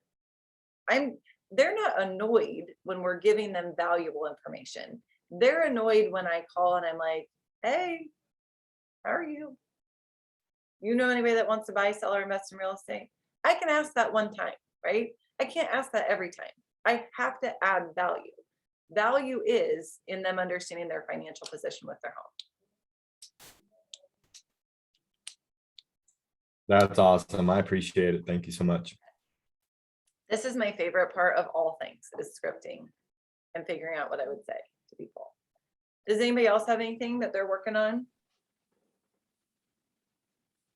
I'll chime in. How do you, when you're working with a client, and I am right now, in fact, I've got some people that moved here from, or are moving here from Texas. They need to find a house. They need to find it quickly. The husband's already here working. The wife is here until Thursday morning. We went out yesterday. There were 5 houses that they wanted to look at. So I went, got it all set up, showed them 5 houses yesterday. And they made the comment that, yeah, when they bought their house before, they looked at blah, blah, blah properties. I mean, they're the type of client that wants to look at a bunch of properties. How do I start narrowing it down? Like I know we need to narrow it down. I know I need to find out exactly what they liked about each, what was the deal killer, which I've already done that. But how do I start reining them in so that I'm not just spinning my tail around and look at 15 more houses over the next few days before they leave? Yeah, that's a great question. So my initial reaction would be next time, do the strategy session. So next time before starting to show, do the whole buyer consult. And I start setting it there. So I will say, if you're my buyer, I'd be like, okay, Nathan, I know we've got limited time. And I just want you to know that I'm going to ask you so many questions today. So I have a really good, clear picture of what it is that you're after. Because what I found is these homes are moving so quickly that I don't want you to miss out on an opportunity because I've not asked enough questions. Most of my buyers only look at 2 to 3 properties before making an offer. So I'm going to start that in the strategy session. So that's just best practice for next time. Now, if you said to me at that point, oh gosh, I can't imagine that, last time I looked at 30 houses before I made an offer, I'd be like, oh gosh, tell me more about that. Why did you, why were there so many? Did something happen? Did criteria change or location change, or kind of what happened? Because I want to find out, is that going to happen to me, and how do I prevent it? So I would ask those questions. But with where you're at now, right? We've already started, we've already shown 5 houses. Do you have something on the books for today to show them? Yesterday, we looked at everything that fit the bill on what they wanted to see. The clients already emailed me 2 other listings that they found. They wanted to be, he's going to be working in Pleasant Hope. They want to be 30 minutes within Pleasant Hope. She's already emailed me 2 listings today that are more than 30 minutes away. So that wasn't even on our radar because they said they wanted to live 30 minutes away from his work. And now these houses are about 40 minutes away. Perfect. Which it's perfect. But there's no appointment yet. to do it, but obviously I need to look into the couple properties she sent and respond back accordingly. So I would call, I wouldn't text or email. I would call Okay. and I would say, hey, Nathan, it's Jen. I saw the text or email, whatever she sent. I saw the text messages with those 2 properties that you sent over. Hey, I just really quick, I just wanted to regroup with you. Do you have a couple of minutes? And they're going to say yes, because they're here to house hunt. And you're going to say, cool. Hey, I am so sorry. I totally missed these. When I set your search parameters, I really only went 30 minutes from Pleasant Hope or whatever it is. Has something changed in your requirements before we go take a look at these today? Because I want to know if there are other homes that I could bring in. I'm going to do it almost as a value add, right? Like I'm going to do it like oh no, I missed this, right? Like that's how I'm going to go about it. So I'd be like, Nathan, I am so sorry. I really thought that 30 minutes from Pleasant Hope was a non-negotiable. Has something adjusted with your criteria? And if she's like, well, gosh, we just can't find anything and we're so stressed and all these other things, then I would say, okay, while I've got you on the phone, let's go back through it. We're going to find something. We've got time. We've got today and tomorrow to look, but I want to make sure that I've got a really good feel for what it is that you're after. And I want to make sure that I don't miss anything because I didn't ask enough questions. And I would repeat back to them every bit of search criteria that they gave me. So if it was, I need a 3-bedroom, 2-bath, 2-car garage, 30 minutes from Pleasant Hope, under 200,000, I would go through all that. I would regurgitate what they had told me. Before, when we discussed, that 30 minutes was a non-negotiable, the 2 bathrooms was a non-negotiable. Is there any other adjustments that we need to make ahead of going out and taking a look at these later?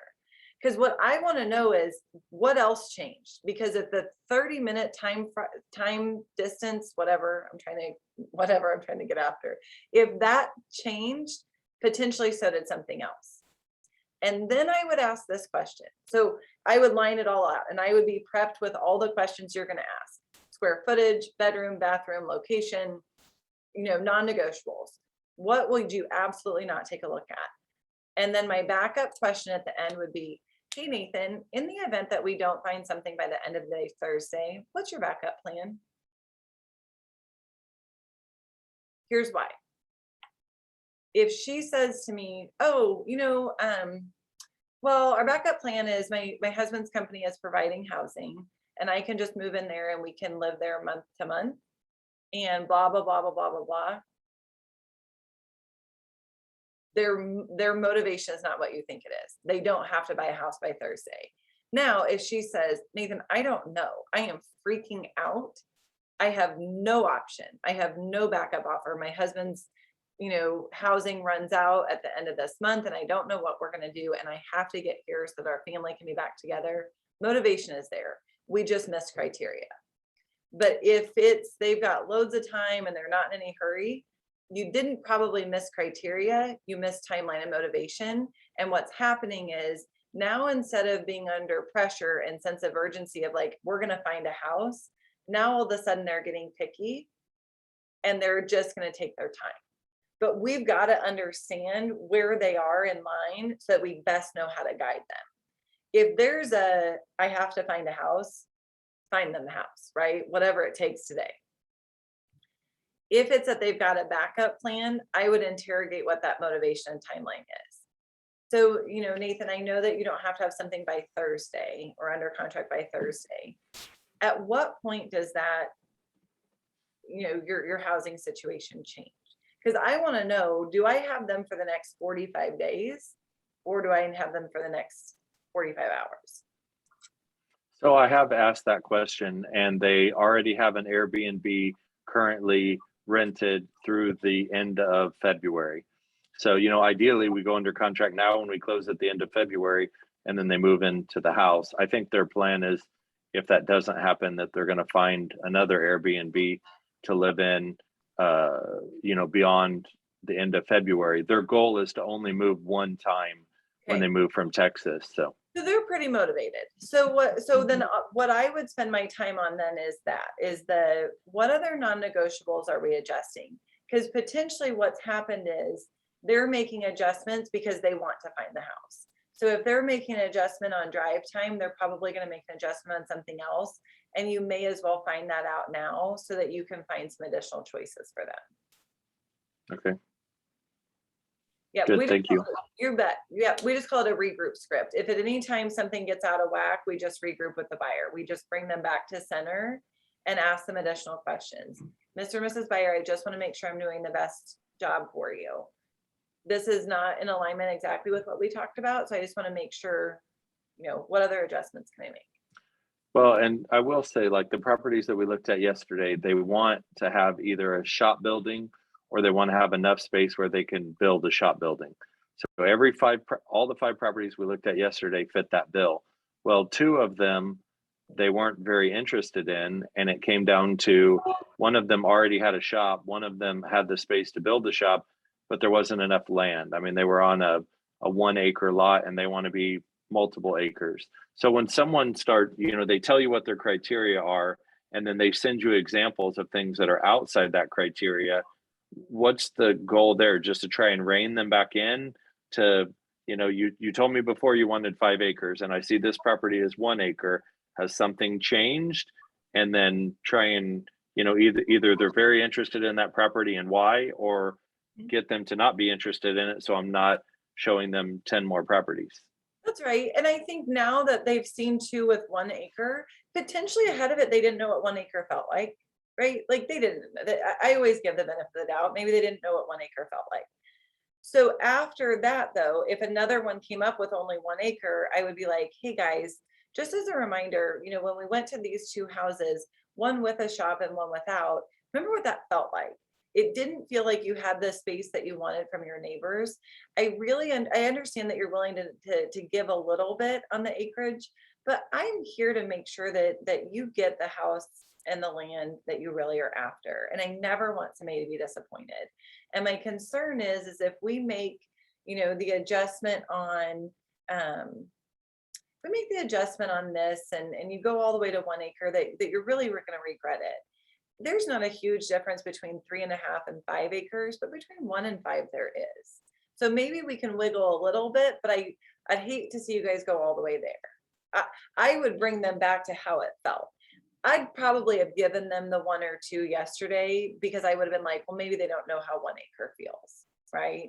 But I certainly wouldn't go back to any today that only had 1 acre. That's great. Thank you. You bet. Anybody else?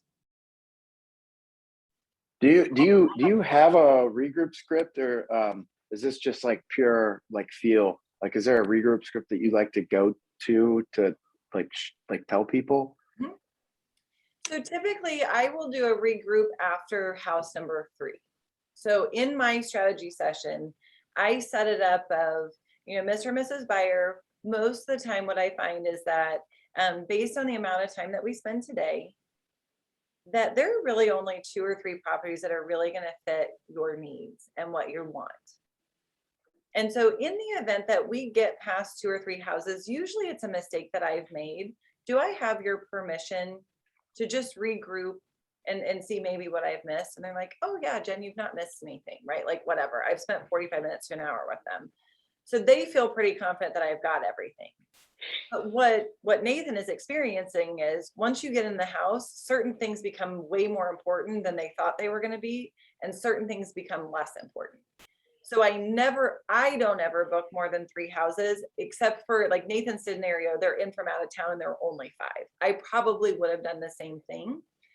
But at the end of house 3, no matter what, if I have another house or not, then I would be like, it's not going well. You can tell, right? You can read that it's not going well. I would be like, hey, Justin, before we move on to the next house, let's just kind of talk back through this. We've seen 3 houses. Talk me through kind of what didn't work about those 3 houses. And we're going to just have a conversation. And I'm going to listen.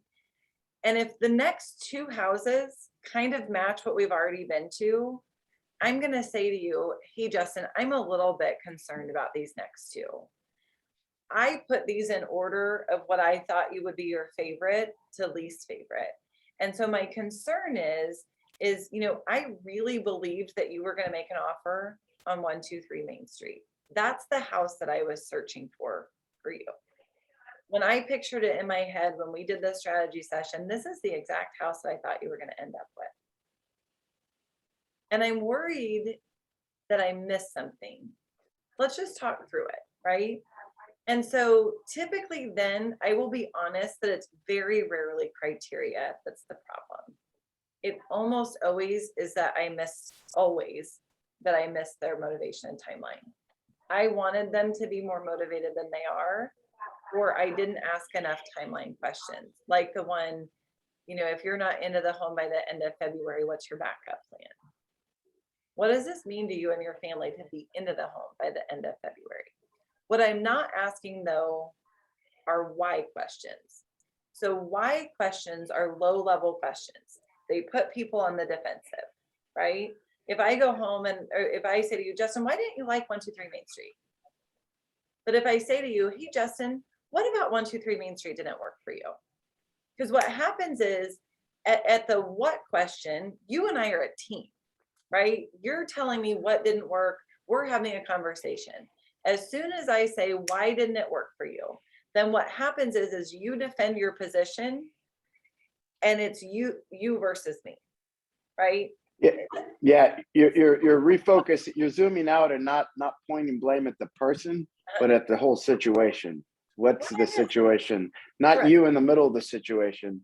What is the situation? And how do I help? What would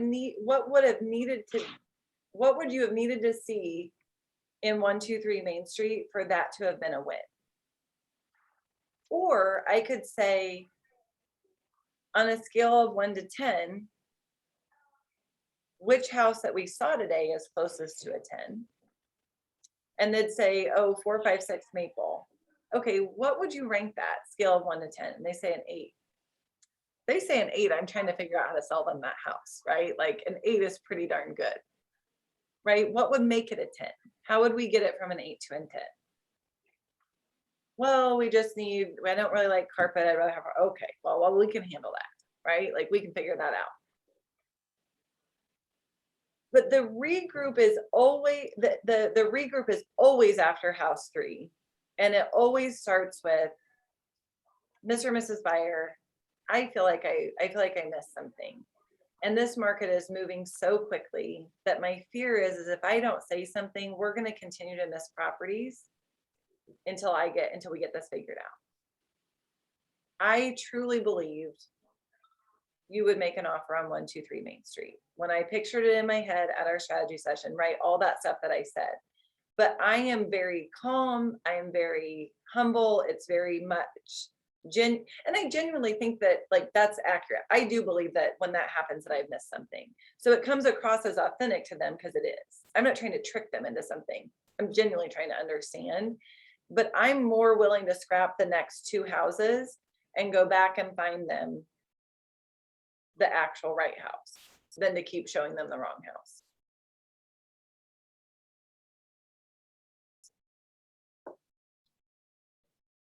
Oh, anybody else?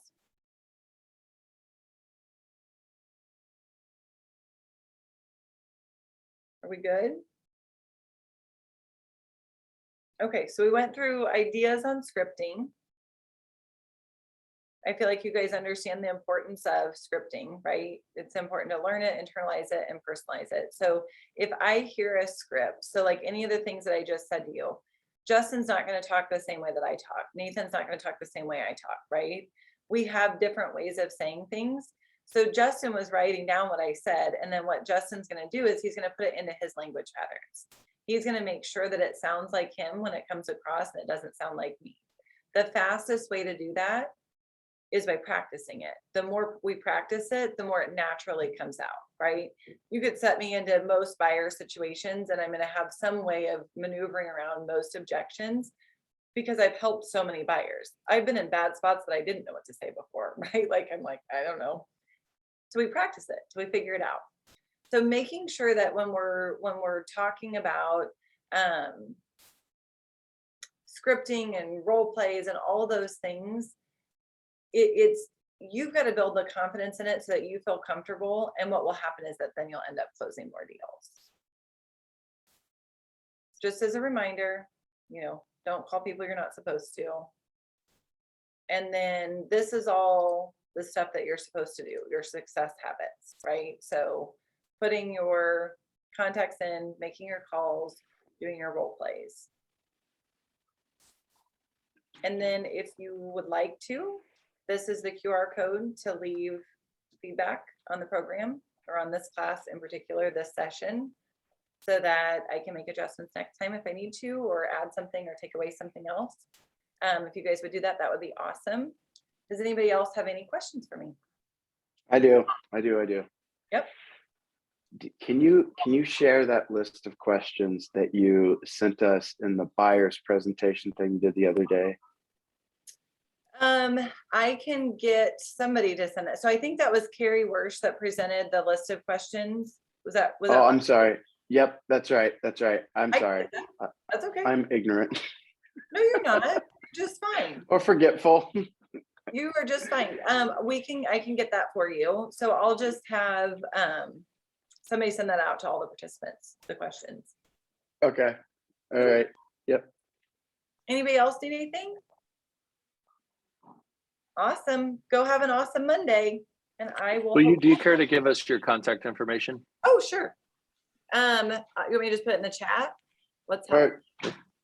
It's good. You can say it out loud too. That's cool. My email address is Jen Davis, Jen Davis, KW@gmail.com. And then my cell phone number is 417-225-2252.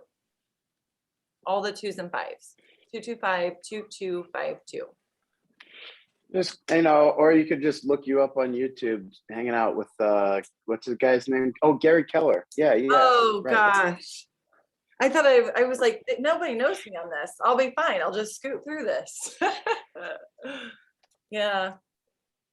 You don't need to look me up on YouTube. I say awkward things sometimes. Like, yeah, you're with that group down in Houston, right? Yeah, you're with that group down here. You're like, actually, no. Springfield, Missouri. Oh, that's the one you watch. Yeah, I was like, I'm not part of the local group. Yeah. Google my name. That's right. You're my favorite person. Well, That was an old one.